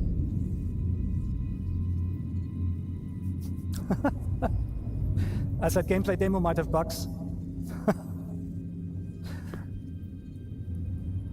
Okay, gonna go there now? Okay, yeah, steeper angle, that works. Okay, so the thrusters on your ship, they do not like they do like the vacuum of space. Well, we're talking spaceships here, right? And we have thruster efficiency curves on these thrusters. So at some point, especially the MEF thrusters, they will cease working because they don't like atmosphere. They will overheat very, very quickly. So there's the question, what happens when you go down to a planet and you want to rotate your ship with your thrusters off? Well, we'll see. Can you go to external view? Can you waggle your tail?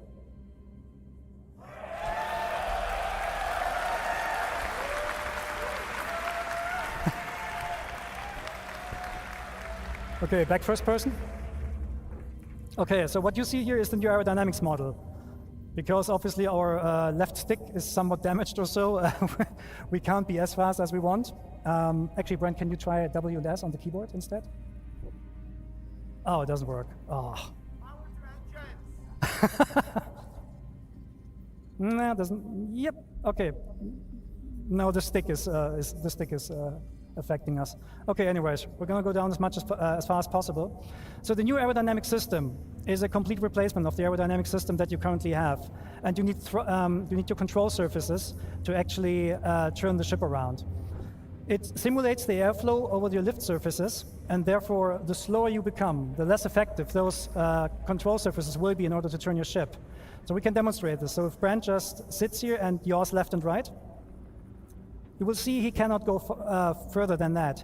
That is in line with what real airplanes also experience when they're trying to use the rudder to yaw left and right. So what Brent can do here is he can roll and he can pull to actually change his direction.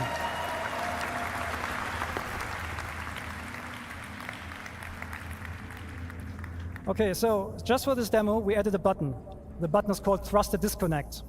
Because at the moment in the PU, when you go through a planet, you're using the thrusters to rotate. We're not doing that anymore. So Brent, disconnect the thrusters, please, and put the ship into a purposeful stall. A stall happens when the airflow over a wing ceases, or over a lift surface ceases. And then at some point, you will not have any authority anymore, and your ship will not turn and so on, and you will basically fall out of the sky. That is naturally a state that every plane wants to avoid naturally, right? And this is happening right here. Brent is not able to use the control surfaces right now because the ship is in a process of stalling. However, the airflow will pull the nose back into the wind, and once you have enough speed, he can actually, well, he gets authority back over these control surfaces.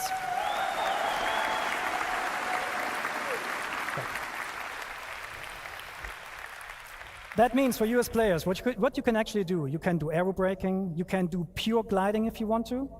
You can even do like competitions, like, I don't know, like drop ships out of orbit and then see how far they glide.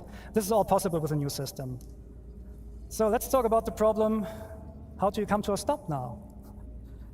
To come to a stop with the new system, you need to purposefully put the ship into a stall.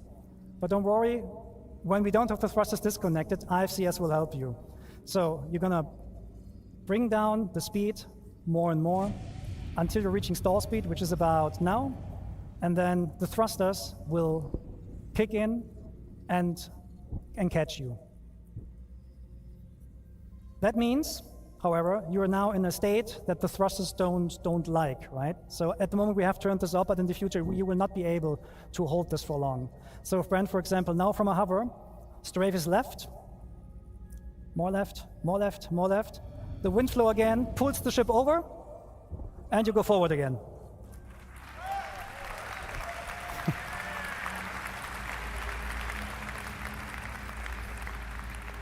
Okay, so now Brent, now show us how to come to a hover, and do we have some water here? Oh yeah, there's our point, okay.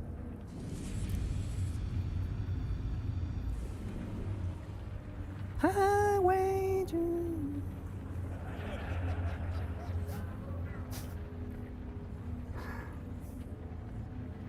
Okay, so there's our landing point.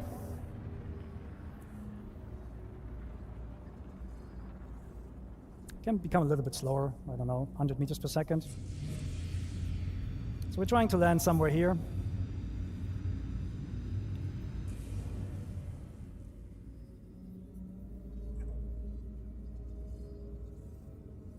Whoa, look at this.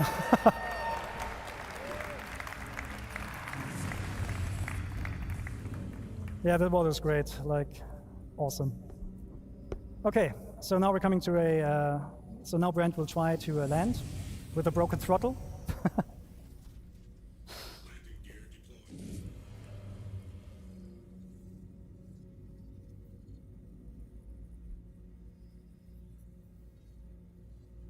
And yeah, he's aided a little bit here by the landing gear. So he has landing gear out, I think, because that automatically enables precision mode at the moment so that you're a little bit slower, but you can of course like turn this off as a player. And then you come smoothly down to a landing. The best way to land your ship is in decoupled, because you can just like very smoothly land it on the surface. And clunk. And now you're gonna power down the ship using the new interactions. Engines off first. Then we're in the relaxed pose again, as Ines showed before. Power off. And the canopy off. No, open, not off. Don't put the canopy off. And get out of the ship. And probably go for a swim or something. Okay, that was a bit of a buggy, bumpy ride, but thank you for taking the time with us.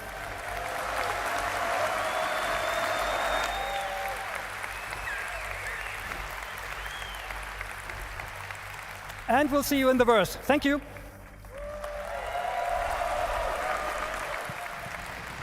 Thank you so much, Yogi.